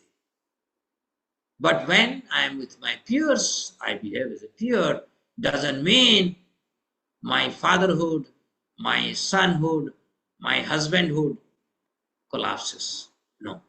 So this is fundamental. I'm just giving you a very gross way to explain what is semantic entanglement. Mind and its percept needs to be described together. Just like in quantum entanglement, we talk about shared existence. Similarly, here we have to talk about shared existence in terms of semantics. That means the two objects, semantic object, they have multiple states and they can be entangled in terms of their semantic state. There is a possibility. This is what, in the last we have conducted MBCC at, I am going to talk about that at the end, but I had talked about what is cognitive matter. So cognitive matter means mind entangled. That is, you have matter here, which we call body, and then mind. And how mind gets entangled with the body, I just explained. that at the subtlest, because body consists of senses, sensory perception. According to Bhagavad Sankhya, we don't talk about body in terms of cells. We don't talk about. We talk body in terms of sensory senses. Body is simply combination of senses, and there are 5 tanmatras. So the senses, at their most subtle form, they get entangled with mind, and then the body attains the state of cognition. Why? Because mind is cognitive. How mind is also matter, but how does it have cognition in it? Because again, mind gets entangled with the pure cognition, that is the conscious unit, atomic conscious unit, and they get entangled. That is mind in its. When I talk about mind here, in parlance with our Bhagavad Sankhya, this mind means it's together ahankara or false ego, intelligence, as well as mind. All 3 together when I talk about mind. And this mind gets entangled with atomic conscious unit, via media, the supreme conscious unit. And that's how mind attains the state of the atomic conscious unit, which we normally call chitta. The chitta is the entangled state of a pure conscious unit with mind. So this is how we'll have to end in maybe Yes. a few more minutes. Yeah. Just Can you again repeat, Kunal? Yes, we'll have to end the presentation in a couple of minutes so that maybe we can take 1 or 2 questions, if at all. Okay. Hope that's So this is so you can see, when we don't talk about mind, we are only talking about matter. But when we talk about mind, then mind body together makes cognitive matter. And when atomic conscious entity is completely gets unentangled from this, then it becomes pure cognition. And yeah, these are all things. So what is semantic neural information? Semantic neural information means your brain, your mind is simultaneously situated in all of these sensory perceptions: sound, touch, form, taste, and smell. And that is a semantic superposition. I'm making something like quantum mechanics kind of things, just to, because we know we have some idea of quantum mechanics. We don't know what is semantic physics. We need to develop that. So what the Indian knowledge system that we have at IIT Mandi, it has many agenda. These are things I talked in MBCC. Mind entangled matter. This is called cognitive matter. In fact, the biggest contribution from us to the science would be if we can develop a science of cognitive matter. Where does mind entangle with the body? Investigation into bioswitches for consciousness in one area of empirical research. MB, when I say MB, M stands for mind, B stands for body. And this entanglement is semantic entanglement. This is not quantum entanglement. We also need to develop theoretical models where we can talk about semantic space, relevant mathematics, and develop model and derive laws of psychology. We also can do study of reincarnation. I think Kunal is doing some study on reincarnation along with Prem Kishore and his team. So we have started one work here on study of sleep and dream, where Lokesh is trying to induce dream in a person by certain protocol. This study also we are doing. And majority, not only in India, but outside, they work on eye case intervention for mental health. Satsanga, yoga, meditation, Ayurveda, organic farming, community service. So everybody is doing.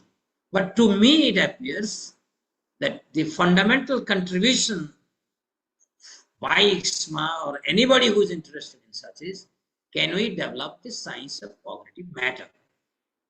So I have no time, but you can see here, we are working, what you are seeing is that suppose you are thinking of an elephant and somebody knocks at the door, then you get out of that elephant picture.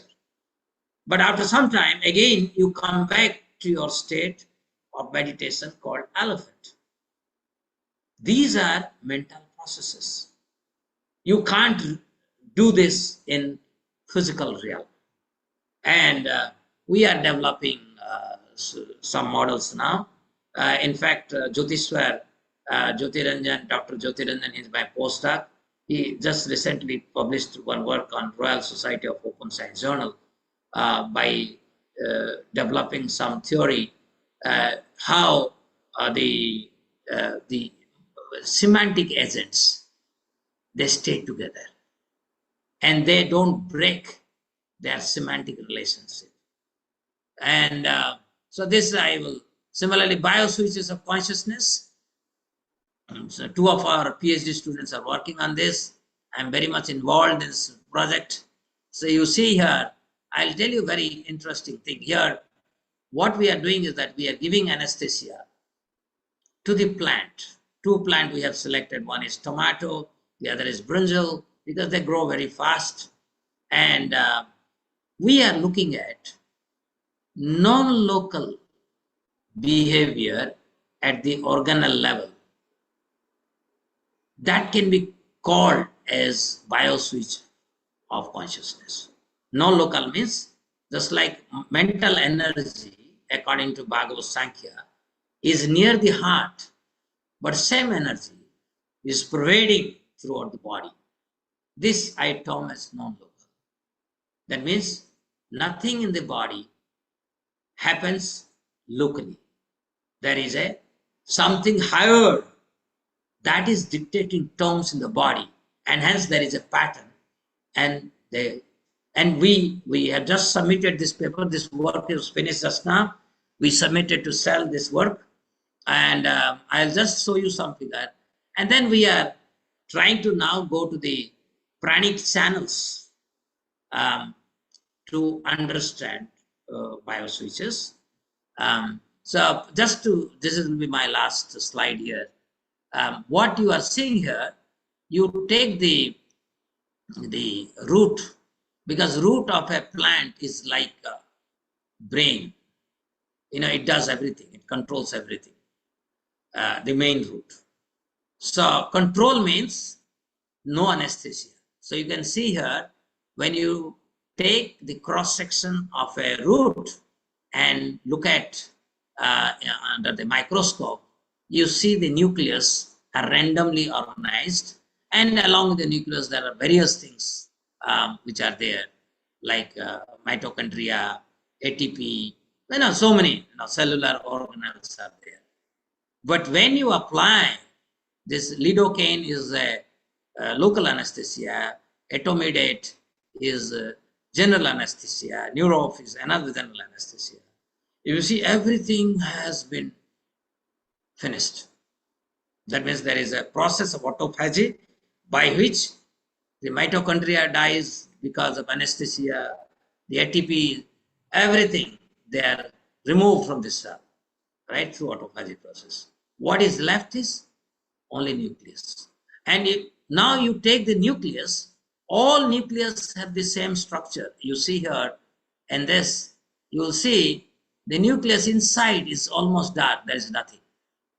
And you know that in the center of the nucleus there is DNA, and they form this chromatin. There is 2 varieties of chromatin, and these chromatins, they come at the periphery of the nucleus. And we established, at least from this research, like we have this Stuart Hamroff and his group, they believed that the sitting place of consciousness is microtubule. But now we have result where we saw microtubules are dying because of anesthesia. That means they cannot become the carrier of the consciousness. But at least at the beginning, at this study shows nucleus alone as of now, according to our study, is the carrier of consciousness. That means even if anesthesia is there, this cell, within the cell, only nucleus carries the consciousness. And its awareness is not there because the conduction of this consciousness to the neural circuitry is blocked. So these are some of the things that I'll also, maybe I will just do this because we are replicating the same thing in the C. elegans. You will see my student, what he has done is that he has taken the egg of the C. elegans. It is you can't, the egg is very small because C. elegans, when it becomes bigger, it becomes maximum 1 mm. So you can see that we are able to isolate a single cell, a single egg, and you can see it becomes 2 and then the red circle and then become 4 and it becomes around at the end 200 some cells. So what it tells us that we can actually do the embryonic evolution and we can verify. Bhagavad Sankhya says that when organism comes into being, what manifests is the first speech, then mouth, then smell, and at some point of hunger in the form of consciousness, and so many things. We can actually do all these experiments and also the experiment of bioswitches. So I will skip it. Let me not go to this. So let me end with this, that we conducted Mind Brain Consciousness Conference at IIT Mandi in 14-16 December 2023. We had 8 plenary talks, 20 invited talks, 165 plus paper presentation, both oral and posters. Springer is publishing some of the top papers now. And we have already going to launch MBCC 2025, but this will not be held in December. This will be held in May because that's a good time for visiting Himachal and exploring the beauty of Himachal. 22 to 24 May 2025. We'll have many plenary talks, invited talks, paper presentation, and Springer proceedings of top 70 papers based on evaluation. So this is, you are most welcome to submit your research work. Those who want to do research at IIT Mandi, you are most welcome to join us, and varieties of programs we have. And I thank again the BIE team that includes Bob Cohen, Akanda Didi Prabhu, and Kunal Mule to organize this thing. And I hope all of you will benefit tremendously from this summer school. Thank you. Thank you very much, Dr. Bera. We don't have any time for questions. There are 2 questions on the Q&A box. I will maybe suggest that if possible, you could answer them on the Q&A box itself. But if anyone wants to get involved with these kinds of studies at IIT Mandi, maybe you can just give a 1-sentence advice to them amongst the attendees. Yeah. Yeah, you see, we have a very systematic procedure. So you go to website, click on IXMA, and you will find the courses. We have admission during both December session and then May to July session. So we have 2 times we admit our students, both masters as well as PhD students. In any way, if you want to get involved, we have the chair now. Professor Arnab Bhavsar is the chair, so you can write to him if you really want me, but you may not get an answer from me because I'm dealing with so many things. But you still can write if something is very important. I may connect you to our right person. That's it. Thank you. Thank you very much once again. And I request now Dr. Komal Dalal to initiate her presentation. Dr. Komal, also known as Kishori Devidasi, is a senior consultant, professor of spiritual care, advisor, clinical research, and founder of the Garbha Samskar program at the Bhaktivedanta Hospital and Research Institute in Mumbai. And the title of our talk is Research on Spiritual Care, Mahamantra, and Near-Death Experiences. So thank you for being here, Dr. Komal. Hare Krishna. Am I audible? Yes. Thank you. Thank you for giving this opportunity to present here. It was wonderful hearing other speakers. So we would like to begin our presentation first with the introduction of our project. This is Bhaktivedanta Hospital and Research Institute, which was founded in the year 1998. Few of the doctors were medical students and ISKCON devotees. They came together and under the guidance of His Holiness Sadhana Swami Maharaj, we started this project.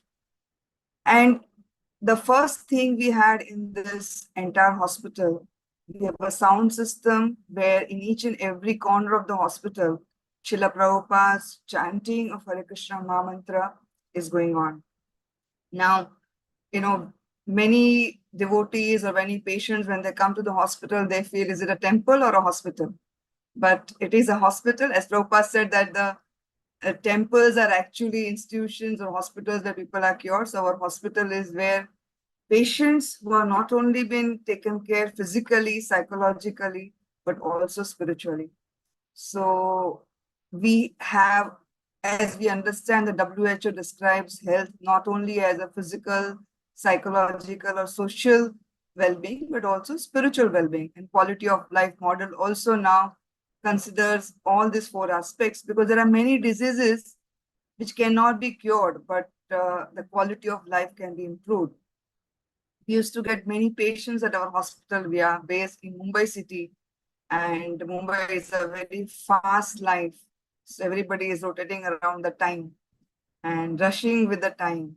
But when patients get admitted to the hospital, so few of the questions, one patient I remember asking me that, Madam, I am staying in this society where there are 1,000 houses and maybe 5,000 people are staying, and why did I get dengue? Why did this mosquito bite only me?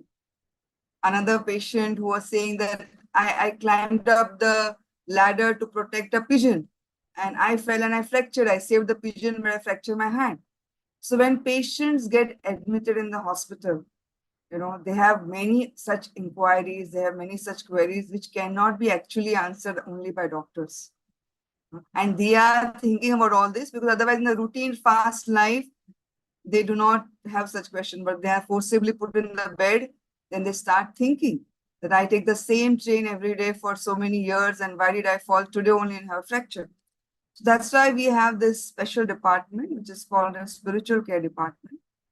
And under the guidance of our director, Dr. Ajay Sankhe, Madhavan Prabhu, he is the one who has come up with this guidelines, which are called match guidelines, which covers the principles of all the major religions: mercy, austerity, truthfulness, cleanliness, and H is for holy name.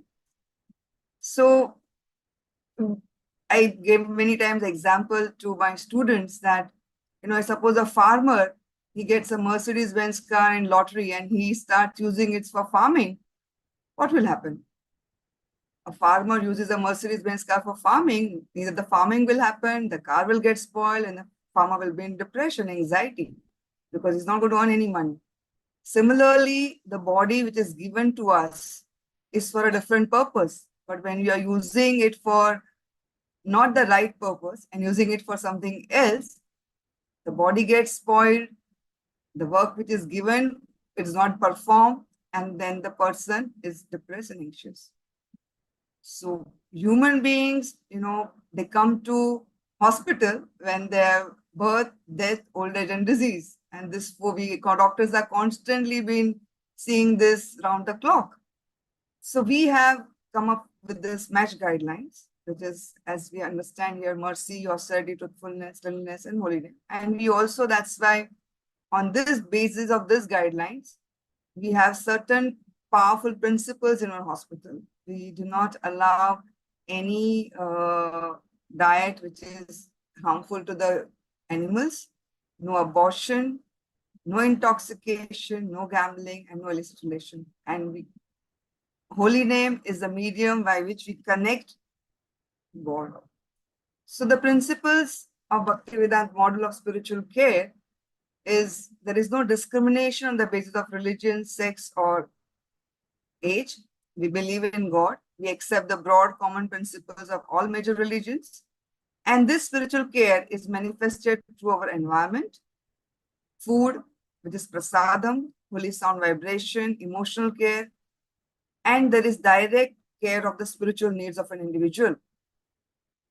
So we have this department which takes care of all the patients, how we have nurses who visit each and every bed. Like that, we have spiritual care assistants who visit each and every bed, and they provide spiritual care.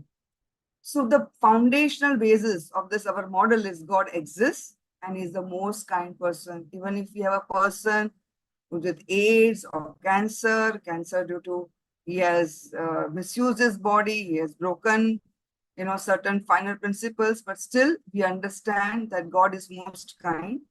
And when anybody who comes to our hospital is a child of Krishna, and we need to take care of that child as Krishna himself has given us this opportunity to serve this soul to bring it more closer to Srila Prabhupada and Krishna. So everybody needs spiritual care. And whatever activities you do, as you sow, so shall you reap. The laws of karma are intricate. Every individual is part and parcel of God and is connected through service. And the holy name is a medium of connecting with the Lord. So these are our foundational basis on which we give spiritual care. The way spiritual care is given to all the patients is sometimes, they are visiting the beds and they discuss with them. If they're interested, they read Prabhupada's books for them. They teach them chanting or chant with them. There's a lifestyle form where each and every patient, is asked whenever patient gives consent, and about his sleep pattern, about his eating habits, about his some exercise, physical activities, and then slowly the spiritual care assistant makes some rapport with the patients.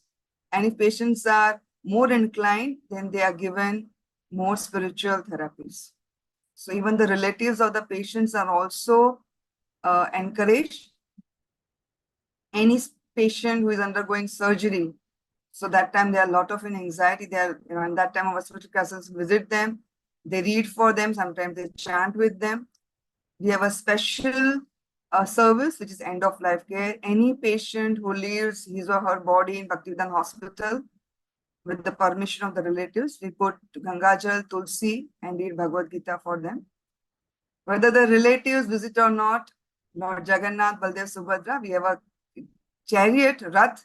They visit each and every patient, and every patient offers a flower and get prasad. For all the employees, the spiritual care is not only just for the patients, it's for all the employees, doctors, and staff. And we have 4 times a day 6 Ashtakam prayers. So you can see here, we have Sij Kirtan and Srila Prabhupada's lecture in each and every corner. So now, since we were doing this for many years, but we needed to document the effects of whatever the spiritual care has been given to the patient, what is the effect on the patient and the staff.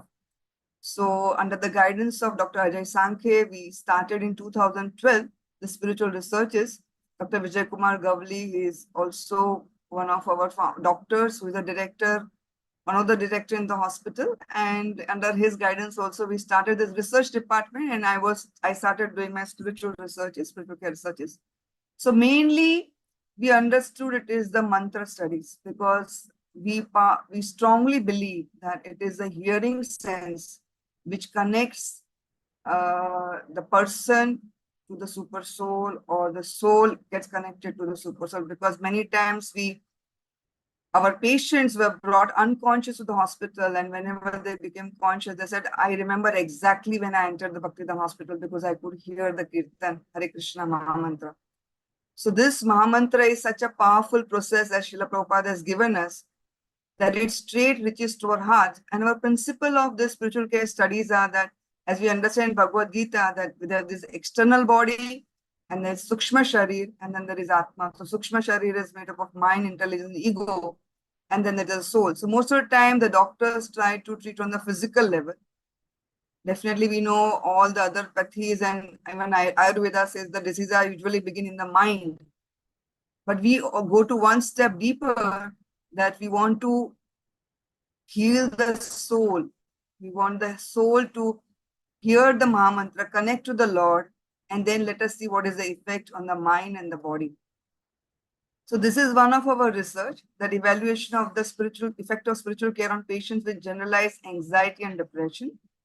It was a randomized control study.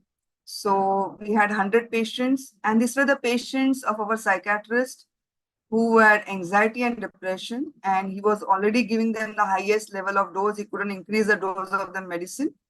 So we took those 100 patients, divided them into two groups. One group had spiritual counseling under the match guidelines, and basically to make them understand that how it is important for you to hear morning and evening 15 minutes of Hare Krishna Mahamantra. We had patients from different faith who agreed, who consented for this.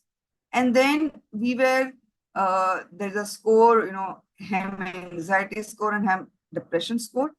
So we took those scores at the time of admission, at the time of they entered the study, then post 3 weeks, and then 6 weeks. And here you can see that the anxiety score, which was at baseline, this is in the intervention group, the patients who took spiritual care or the heard Mahamantra for 15 minutes. If anxiety was at 31 at the baseline, it became, after 3 weeks, it reduced to 25, and 6 weeks, 17.3. Depression also reduced from 22.6 to 14.1 to 9.4. In fact, all these patients, they had to reduce their medicines. And facet spiritual care, their spiritual well-being improved from 26.9 to 33.8. So this study definitely shows that how hearing of mantra actually helps in anxiety and depression. Then we had another study, onco-spiritual study, because cancer is one of the fastest growing disease in the world. So here in this study, we had cancer patients and their caregivers, because many times the caregivers also, they undergo a lot of psychological difficulties. So in this study is also published in Springer. And here we have taken totally 250 cancer patients and their caregivers, and we followed them up for 6 months. In this study, we have taken patients and caregivers of different faith, and we encourage them as per their faith to hear or chant and read the scriptures. And we were doing counseling on the match guidelines, because many of the cancers are spread because of the wrong diet and intoxications, tobacco chewing in India especially, or even smoking or non-vegetarian diet. So we were counseling both patients and the relatives, and then we followed them up for 6 months. And here most of the patients were HFN's head, face, neck surgery. So many of them actually could not even chant. So they would hear, they would read, and the relatives would be chanting and reading for them. And we saw that their follow-up, when we took, these are the facets, general well-being and spiritual well-being. And we could see that the general well-being improved almost by 64% in cancer patients and 61% in their caregivers during 6 months. One of the most important things for the cancer patient is fear of death. And we could easily see that all of them, they did not have fear of death at the end of the study.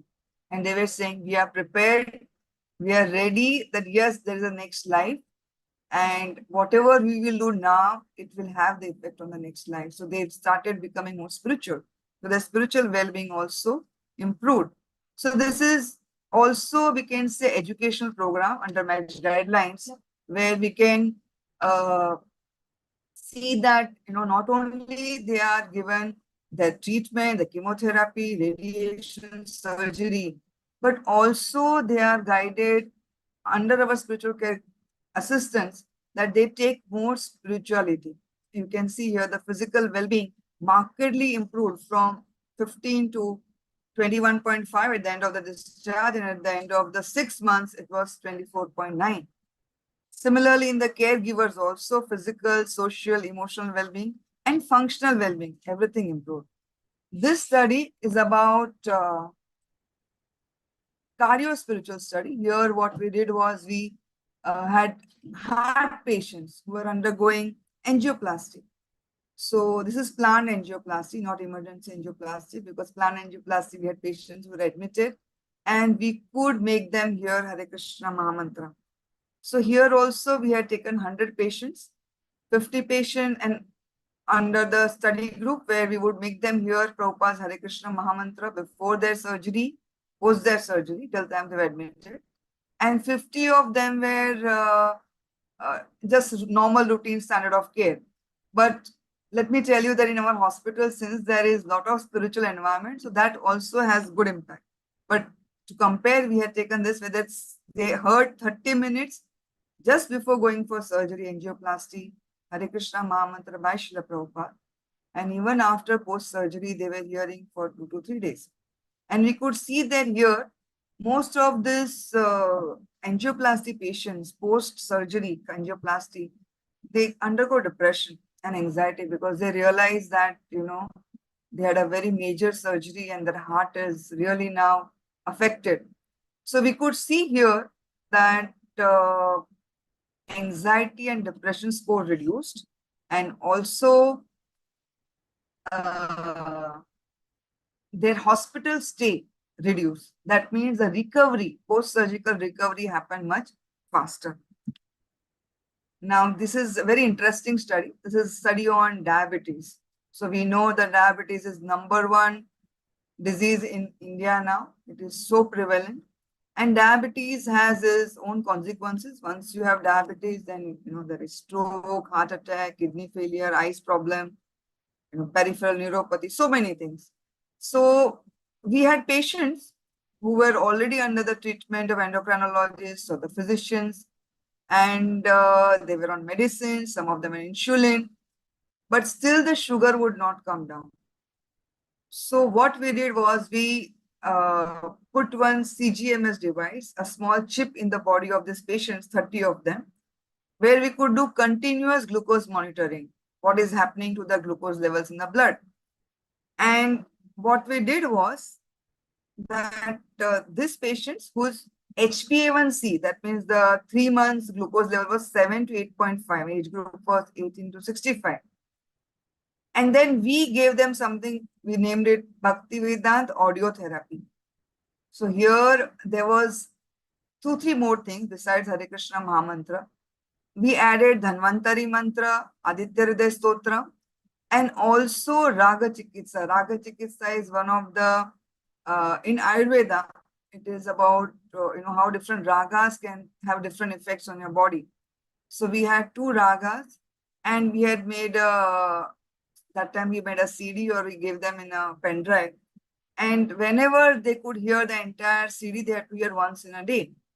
And then we were seeing their glucose levels for 14 days.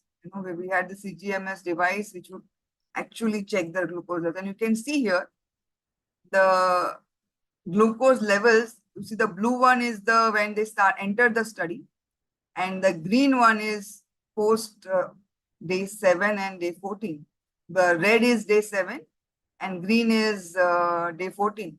And we could immediately see that these patients had drastic effects on their blood sugar levels. In fact, some of the patients' medicines were reduced.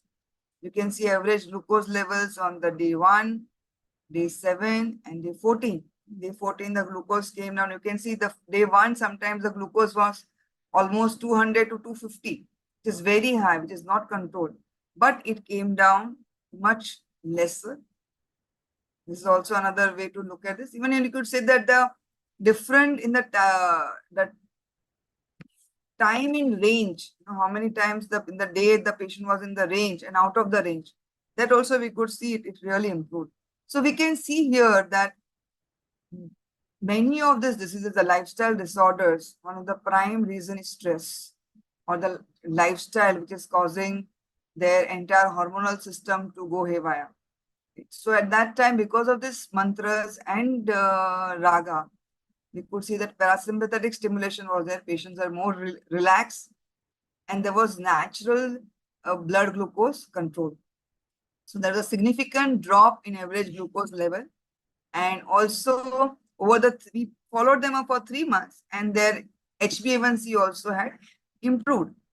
So this we can see that it reduces helps in glucose control and reducing glucose variability and reduces the burden and improvement in the quality of life.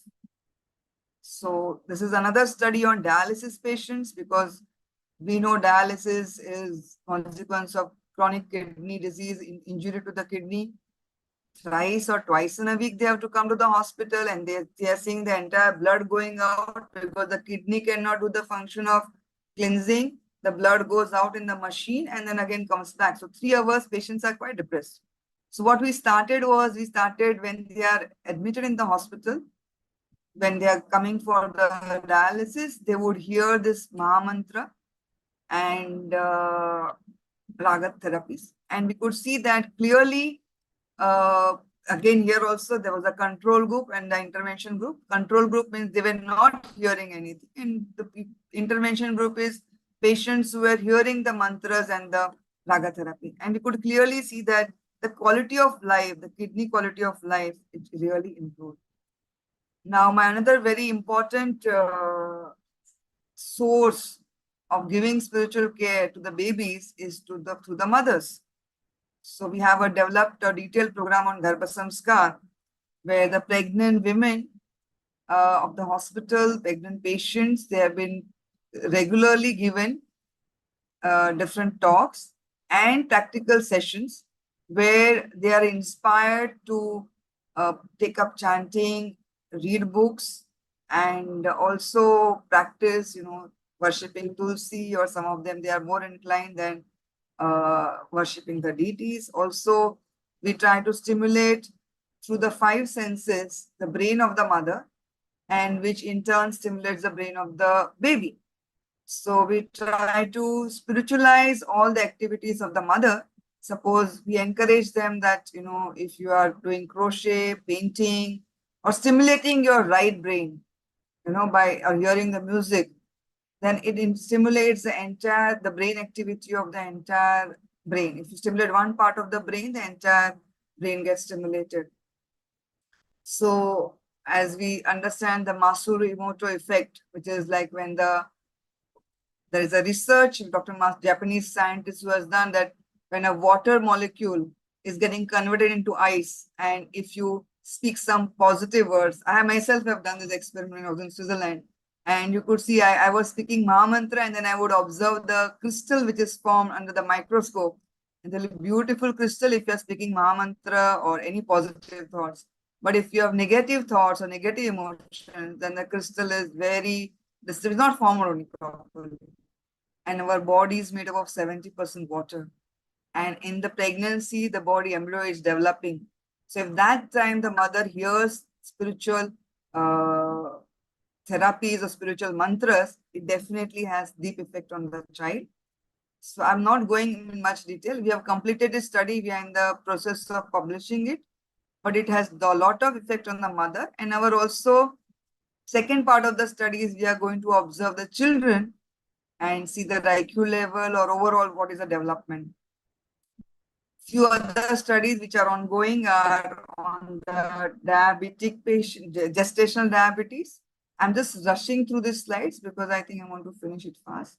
So this is ICU patients or NICU patients who are really critical, and we are doing a research with mantras, and we have got very good results. On autism. Autism also we are doing researches, and we have seen that with mantra there is improvement. Surgery patients, pre-surgery, when we are giving them Hare Krishna Maha Mantra, and we are seeing that during surgery and post-surgery, the improvement is much better. Now, another interesting topic is thanatology. Thanatology is a discipline of study and research that deals with death and death-related topics. We given to me by His Holiness Bhakti Rasamrita Swami Maharaj, who was connected to our hospital, and he said, we must have a thanatology committee. We are back in the year 2010. And we have a thanatology committee who basically is working on near-death experience, reincarnation, and out-of-body experience, because we do come across in our hospital few cases of near-death experience and out-of-body experience. Recently, we had one devotee patient, and she came for some checkup, and then we realized that her liver was failing and heart was functioning only 25%. She was in ICU. It was a day of Akshaya Tritiya, and she suddenly, her heart stopped for a few minutes, and she survived. But when I spoke to her, we did under our research protocol. When I spoke to her, I asked her, did you have any near death or out of body experience? And first, she did not understand. She did not answer me like that. But when we went through our research protocol, the Grayson scale, and she mentioned to me, yes, during I was thinking I'm sleeping, but she said I saw light.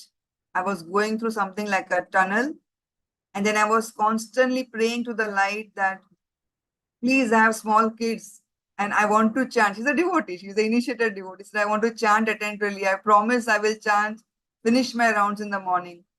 And she was seeing her spiritual master, and she was constantly praying to spiritual master. And the next thing she remembers is people tapping her, trying to wave her that you recognize us, because her heart had stopped and again it had started beating up. So she had a near-death experience. Some of her patients, like one of her patients who was from other faith, and he mentioned that he came out of the body. He was hearing the conversation between the doctor and his son. And then he said, I was getting dragged very, very strongly to a dark region. And then I saw two big eyes. They pushed me back into this body.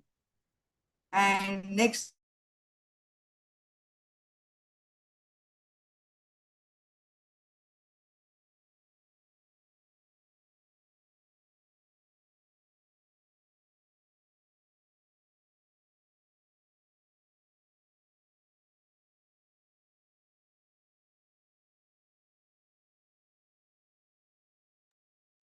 We may have lost Dr. Komal.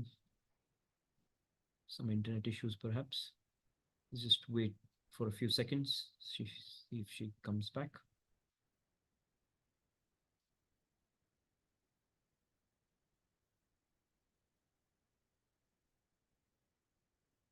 Dr. Komal, are you still there? Krishna. Yes. Sorry, we had lost you for a moment. But Yeah, yes. Can I share? Please go ahead.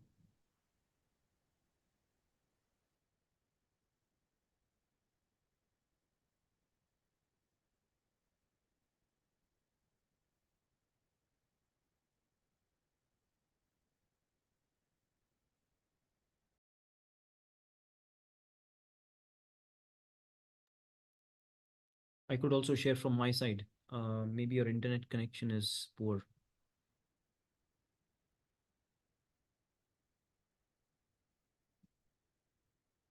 Okay, looks like we've lost Dr. Komal again.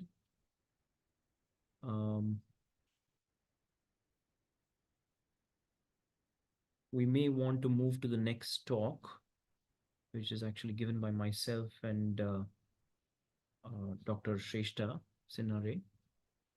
Okay, I think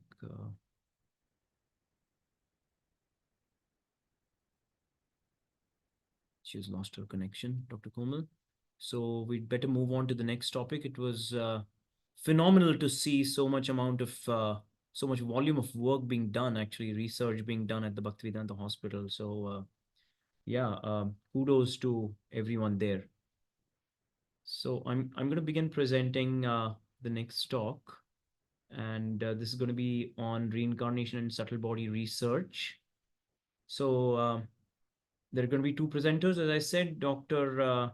Shrestha Sinare, who is a professor of biology at the University of Ohio, and myself, I'm a professor of astrophysics and Indian knowledge systems at IIT Kanpur, and I also have an affiliation with Caltech. And I'm the co-founder of IMIX, which is the Institute of Mind, Intelligence, and Consciousness Studies. So I'm just going to see if my co-presenter is here, and we will get started right away.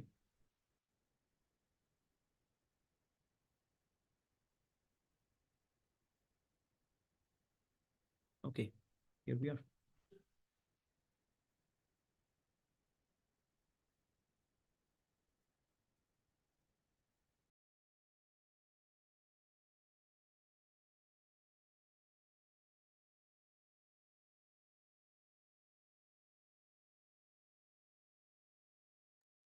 Okay, fantastic.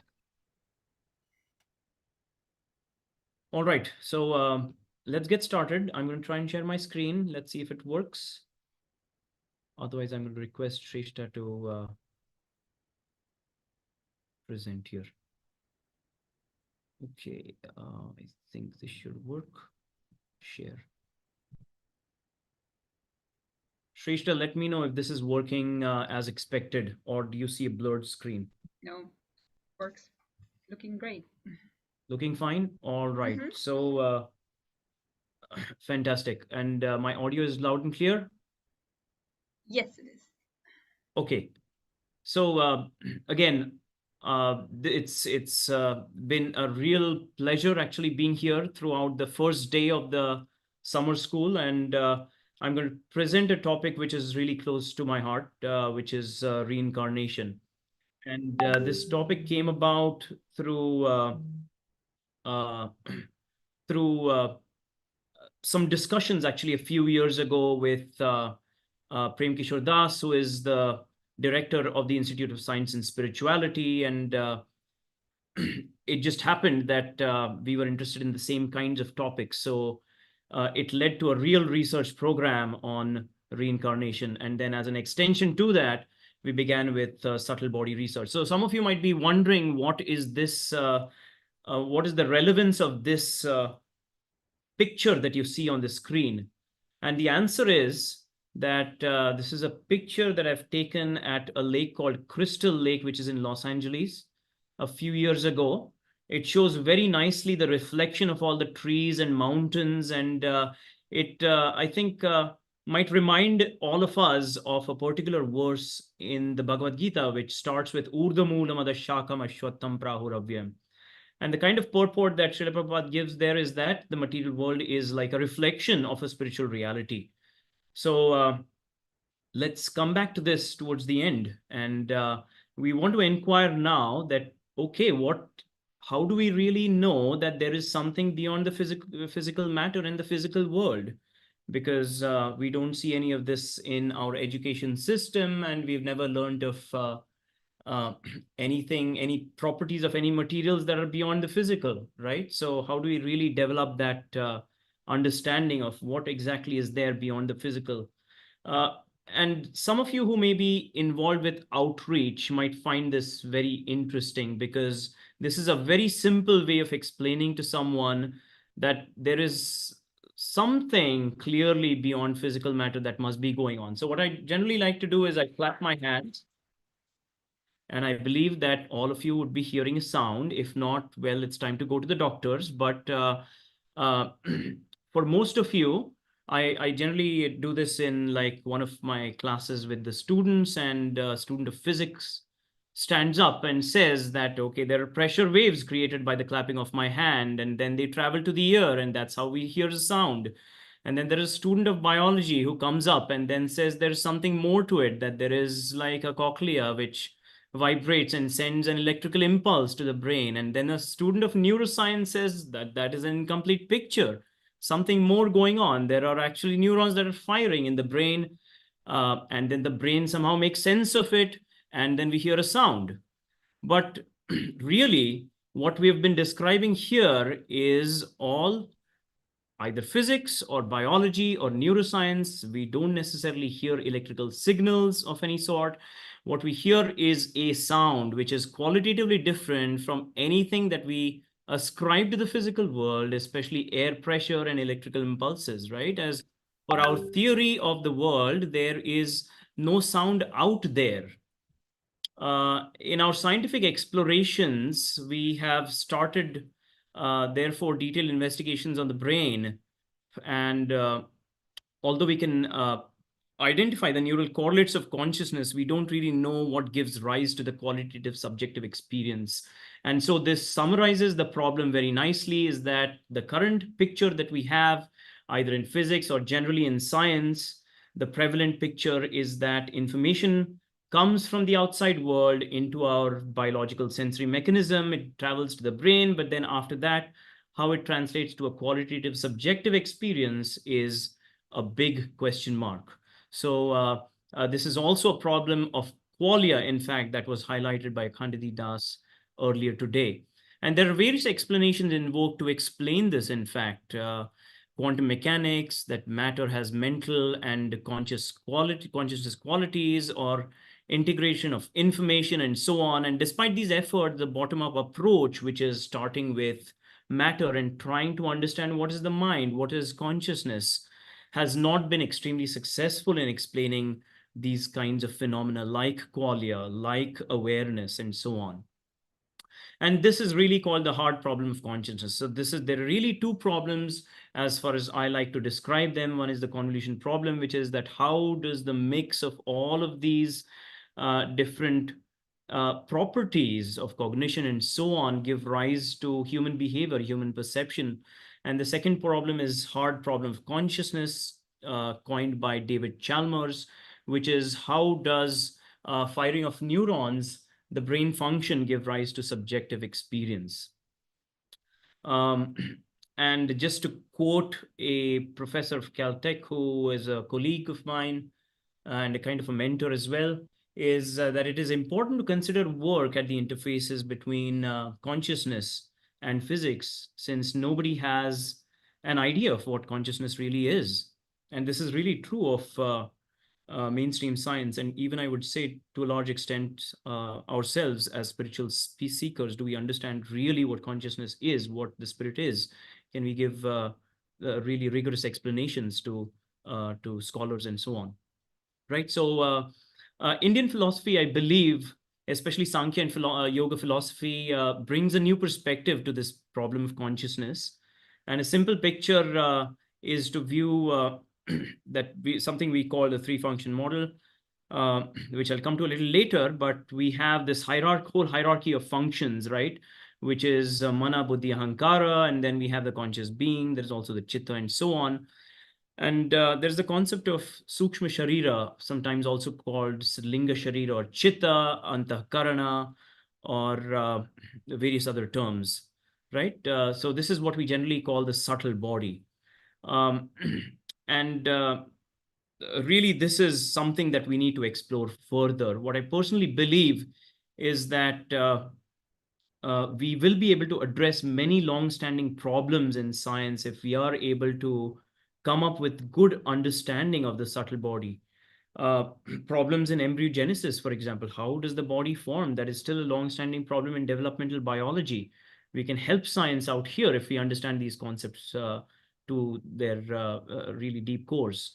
The mechanisms of meditation and yogic practices, how is it that we can achieve these altered states of consciousness and so on through these kinds of practices? Something that is just, I control my breath, I control my mind, I chant a mantra. How is all that affecting my conscious self, right? Biology and medicine, of course, out of body and near-death experiences, reincarnation, extraordinary abilities, birth, death, and aging. So these are just some of the outstanding problems in science today that I've highlighted that we could potentially address through the subtle body concept. So we began to address these kinds of questions a few years ago. And this brings us to the topic of mind-brain interface, because in science today, there is really this first thing that comes up when we speak of something like the subtle body or a mind being different from the physical body itself, is how does it communicate with the biological body, right? And I don't think we have a clear, definitive answer for this today. But there are some hints. So if we take the simple example of reincarnation, then clearly something is being disconnected from the biological self and then being connected to another system, right? So we can speak of a mind or a subtle kind of informational existence beyond the biological body. So there is a mind, and then there is a body or brain. And then we understand from our Indian philosophy that there is the conscious self, which is different, or the Atman, who is different from the mind, even. So questions like, what is the mind and how can it survive death? In what form does the universe store mind information? What are the rules governing mind dynamics and embodied and disembodied states? And how does the mind communicate with the biological body? These are like really pressing questions which come up if we were to discuss these topics in scientific circles, right? So there need to be some substantial answers given.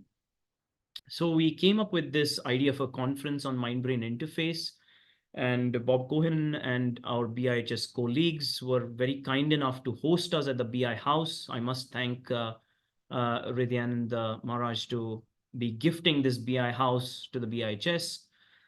So we held this conference in December 2021. And then as a result of this conference, we came up with this book, which is called Mind-Brain Interface, where we really extensively reviewed what are the best explanations existing in mainstream science as to what exactly is the mind, and what is its relationship with the brain, right? So again, this topic of the subtle body, because mind is just a constituent of a subtle body, we were trying to see whether there are any tangible applications or empirical observations that could help uh, maybe fortify the idea that the subtle body exists beyond physical matter or the physical body. So things like phantom limb problem, some of you may have heard, the doctors in the room especially, that if amputees, like for those who are missing their hands or legs, they still retain the sensations of these organs that are actually missing in their body. And they sometimes feel excruciating pain arising of this limb that doesn't even exist in their bodies. This is still, modern medicine hasn't been able to solve this problem. So can we use the subtle body concept in some ways and help these patients? So can we develop real world applications to the concepts that have been presented in our philosophical texts, right? Things like general anesthesia. How is it able to knock off consciousness? Is consciousness going away, or is it just clouded out? Or what exactly is happening? Again, placebo effect. How can a trick pill just cure us of certain ailments? Uh, that's unheard of in terms of just a physicalist explanation, as far as I understand. Um, so also required investigation on Eastern texts, right? Flipping it around, we as coming from traditions from Eastern wisdom, we really should be looking deeper into our texts and understanding these concepts very nicely so that we can present them to the world, right? And similarly speaking, the development of embryo and fetal development and so on, these are all outstanding problems that we may be able to address using a very rigorous understanding of the concept of subtle body. So we had a follow-up conference. This was the IMEX BIHS conference. As I said, IMEX is the Institute of Mind, Intelligence, and Consciousness Studies. And we are close collaborators of the BIHS. So this was held at IIT Mandi. And then as of now, we are writing up a book on the concepts of subtle body and consciousness in Eastern knowledge. So if you remember that three sort of phase diagram that I said, that there was a physical body, there is a mind, and then there is the conscious self, right? So yes, we have understood the physical aspect very nicely in terms of physics, biology, and so on. But if we want to try and understand these concepts of subtle body and consciousness, what exactly is being said by Eastern knowledge systems, like the Vaishnava tradition, like the Shaiva and Hatha Yoga traditions, Buddhism, Jainism, Ayurveda, traditional Chinese medicines, can we bring all of them together and see if a coherent perspective actually comes through, right? And then try to explain everything holistically in sort of a body, mind, and consciousness framework. So this is sort of our overarching goal. And this is a forthcoming publication, a book. So please stay tuned for that. So I just want to bring in a little bit of Shastric reference. This is from the Srimad Bhagavatam. Of course, the subtle body is endowed with 16 parts. just to give you a flavor of what kinds of things we'll be dealing with in this book. And this is just a sampler from like the Bhagavatam, but the subtle body is an effect of the three modes of material nature. It is composed of insurmountably strong desires, and therefore it causes the living entity to transmigrate from one body to another. So this can actually provide a mechanism for this process of reincarnation and so on. So it has numerous applications as far as I can see. So very well motivated study that could inform a lot of outstanding problems. And similarly, the concept of consciousness, right? Atman. What exactly is it? How is it related with the subtle body and so on, right? How is it engaged? So the Atma refers to the Supreme Lord of living entities, and both of them are spiritual, free from birth and death. Of course, we know all this. Then we know the concept of Chitkana, which is that they are particles of consciousness and so on. They're free from deterioration and free from material contamination. So the idea is that how can we bring all of these things together from the various traditions and come up with a coherent perspective, like a sort of a model, right? As we speak of in scientific terms, we have a model. Can we present like a toy model of how it works? Okay, so I just wanted to bring this up because there are some other interesting questions that we haven't been able to address within mainstream science so far, that might benefit from understanding this concept of subtle body and subtle information in general, or subtle matter. So the regeneration of planaria, for example, some of you may have heard of this kind of organism, that if it is cut into many different small, tiny pieces, each tiny piece still knows how to grow the entire organism, right? So is the information all there in biology, DNA, or is it somewhere else in the subtle body, which is always connected with every single biological cell at every single point in time that we are alive? Similarly, gametogenesis and embryogenesis, does the seed and environment contain all the information required to complete for the complete development of the complex organism? So does the template of a tree, is it contained only in that seed, or is it somewhere else, right? Very valid questions. And some of you might find this very insightful, but I was myself intrigued when I first heard of this, is that the monarch migrations happens over 5 generations. So the first generation of monarchs goes a certain distance, like 1,000 miles or so, and then they die off. Their offsprings continue their journey, and then their offsprings continue the onward journey. Then the one-way journey is over, and then the next 2 generations actually take this up and come back and complete the migration process. So this is profound. How does the offspring even know where they're supposed to go and what path to follow? And the exact same time of the year, it happens every single year, just the same way that it has been happening for the past innumerable number of years, right? And this last example of sighted and blind in one person, this is a patient having dissociative identity disorder, who after 15 years of diagnosis for cortical blindness, actually transformed into this other personality, which had a perfectly working eyesight, right?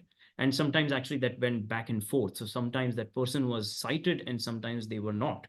So can we really bring in concepts of subtle body and consciousness that we can really help uh, patients and come up with real life applications? Just very quickly bringing this up, that Srila Prabhupada in one of his purports, this is Bhagavatam 3.2.26.34, where he says that this verse, which talks about the come element, right, which is the nabhas, or what we call as ether, which has all these subtle forms stored. This has a potential of great research, and what could be potentially found is what is the kind of information stored in this element of ether and how. Of course, this is within the pretext of Sankhya. And then what is the substrate of the subtle body or subtle information, means of informational flow between the subtle and gross, and vice versa. So these are very interesting questions, some of which we are already beginning to explore. So this brings us to reincarnation research. And I just want to mention that this is really the first kind of instruction that Krishna gives in the Bhagavad Gita. Dehinosmin yatha dehe kaumaram yavan jara.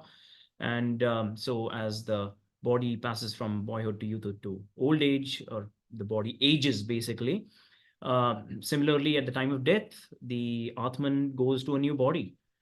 And then you have Vasamsi Jirnani Yathavya. There are innumerable such instances in Shastra that you can come up with. But this is practically, I mean, really investigating Indian philosophy to its deepest extent.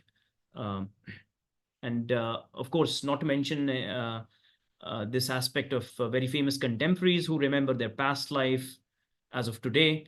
And the concept of reincarnation generally exists in many schools of Eastern philosophy and medicine, and has parallels in other traditions around the world. So uh, I'm going to cover this very briefly, just to give you a kind of a background on experimental study on reincarnation. There has been systematic research on this topic, of course, which spans 2,500 cases of children having past life memories. So there are these rare cases of children who remember their past life spontaneously. Most notably, the 50-year research program, which was spearheaded by the Department of Perceptual Studies at the University of Virginia. And shown on the top left are Jim Tucker from University of Virginia, who is currently leading the program, and Ian Stevenson, who had really spearheaded this effort. And based on the statements of these children, their previous personalities have been identified in about 2/3 of the cases. So more than 1,500 cases, we know who the previous person was, which is a big deal. And these cases indicate many common features, such as the children start speaking about their previous life quite spontaneously. Maybe there is a triggering event in their lives, but they typically start around the age of 2 or 3 years. And they speak of coming from a different place and having a different family, having children and spouses, right? And they show cravings to meet their previous families. Imagine if your 2-year-old child were to do this. This would be like really scary you.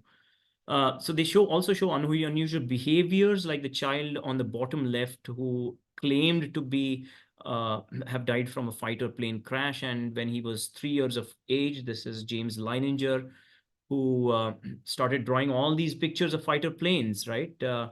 And then the previous person was identified to be James Houston, who had died in World War II while fighting from the air.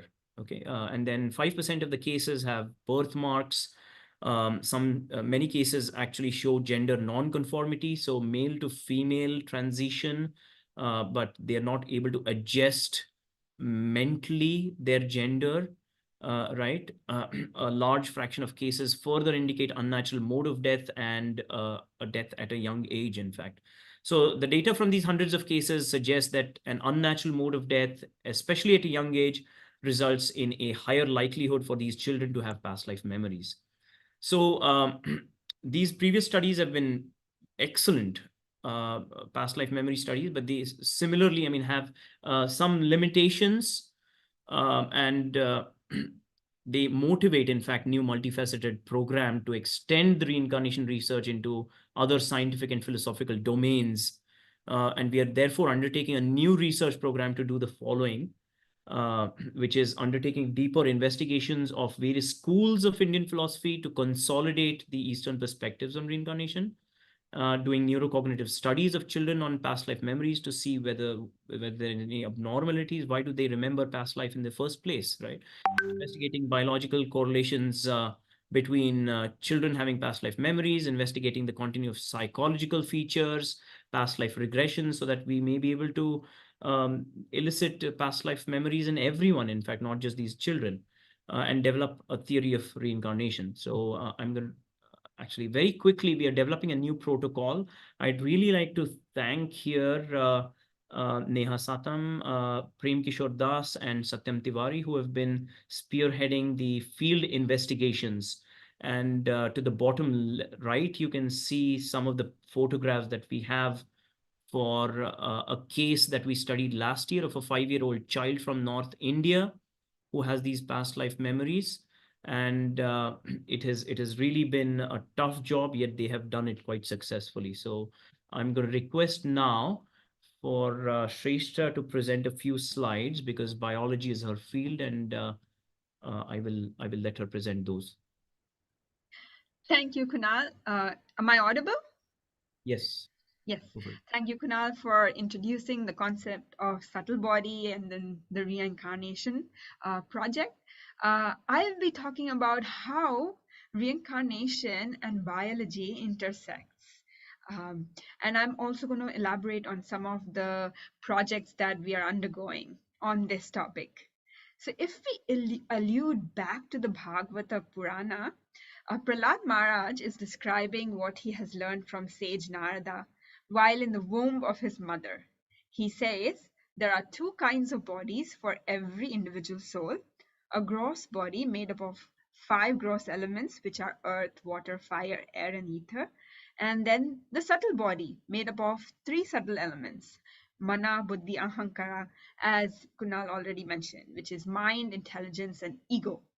When these bodies, however, is the spirit soul, one must find the soul by analysis, saying this is not it, this is not it, meaning one must separate spirit from matter. So if we move on to the next slide. So the topic of reincarnation gives us a fantastic opportunity to study the interplay between gross and subtle bodies, and especially interesting are questions on embryogenesis. This is a great topic on biology. How do biological cells know how to form the right kind of body based on the information from past lives?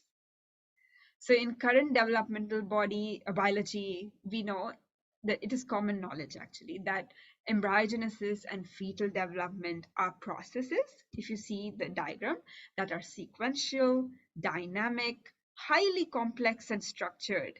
It is also irreversible and well-timed. Timing is very appropriate. If we move on.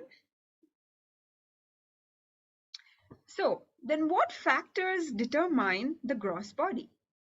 So what are the factors? The natural cues are genetic and epigenetic factors.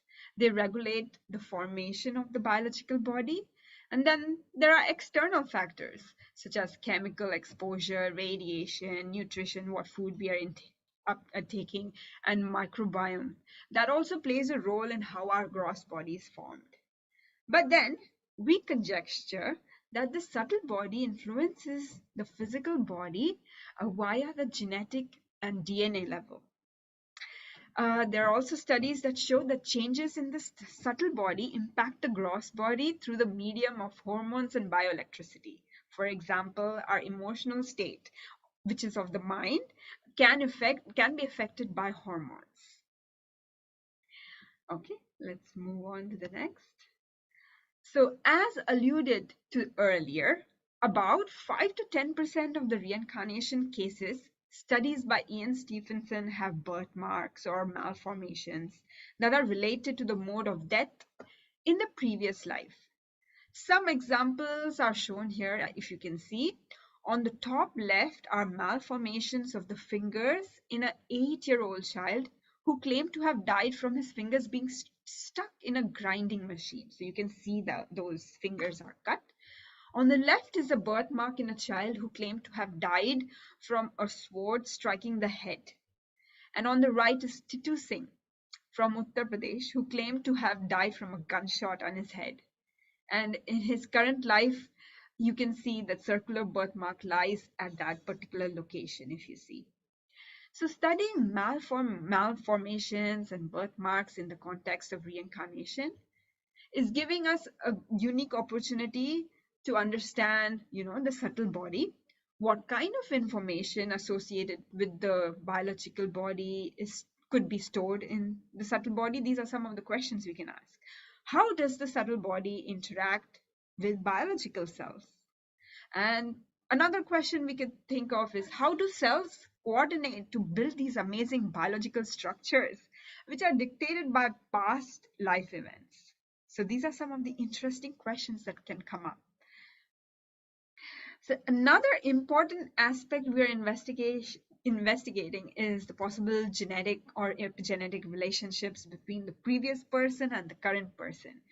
We know that a child is related genetically with parents. So we are using the DNA samples of the previous parents to execute DNA fingerprinting or genotyping and epigenetic profiling and comparing with the DNA samples of the current child having past life memories. So this study is in its early phase, so stay tuned for the results. It'll be very interesting to see. Okay, let's move on. We know unique fingerprints are unique to a person, but could there be a relationship between the fingerprints of the previous person and then the current person? Also, palmar creases. They are claimed to be suggestive of psychological disposition of a person. So if there is a psychological continuity between the previous and the next life, as we surmise based on Eastern wisdom, could these palmar creases be related to those of the previous person? This is another study that is being pursued by some of the team members. Another very interesting project is facial similarity. This was found to be a trait across many reincarnation cases studied by Ian Stevenson and collaborators. To the right is a reincarnation case of Barbo Carlin, where the facial similarity between the previous person and the current person is very striking. However, this similarity was never quantified, and that's why we are trying to seek to add this component to our reincarnation study.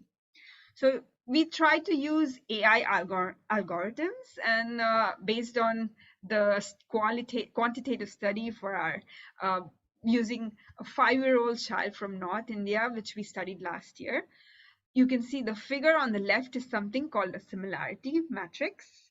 Red means very similar and blue means not so similar. But in this case, we did not find any statistically significant similarity between the previous and the current person.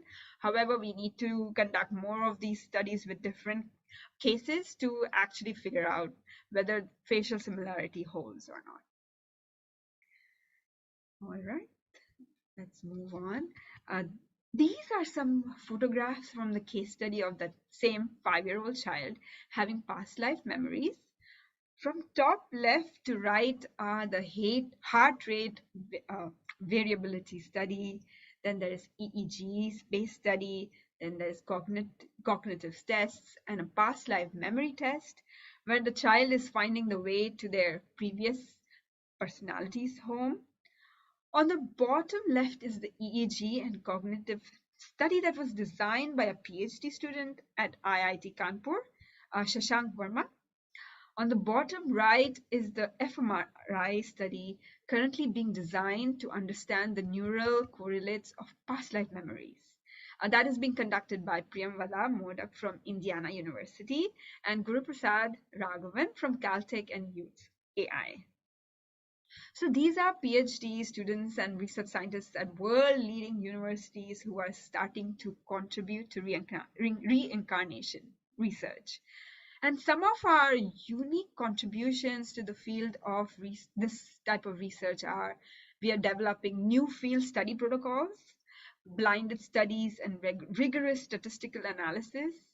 We are investigating anomalous cognitive developmental trajectories of these children, these case studies that we just mentioned. We're going to have a systematic study of what information is being passed from one body to another, whether it is biological features, qualia, skills, habits, personality, etc. Then we are going to try to develop a reproducible procedure through which we can elicit past life memories in any person. That would be very interesting. And finally, develop a predictive theory for reincarnation. So Kunal, I'll give it back to you to wrap up the concluding slides. Okay, very nice. Thank you very much, Shrestha. So as you can see, we are developing this theoretical and empirical data approach. And if any of you think from amongst the participants, if you have any relevant experience whatsoever from the sciences or engineering, you are most welcome to get involved with this program. And so this really, I mean, argues for like we had the body and the physical world, but we need to have some kind of information still surviving. So this really strongly argues for something like the subtle body to be surviving even beyond the physical world.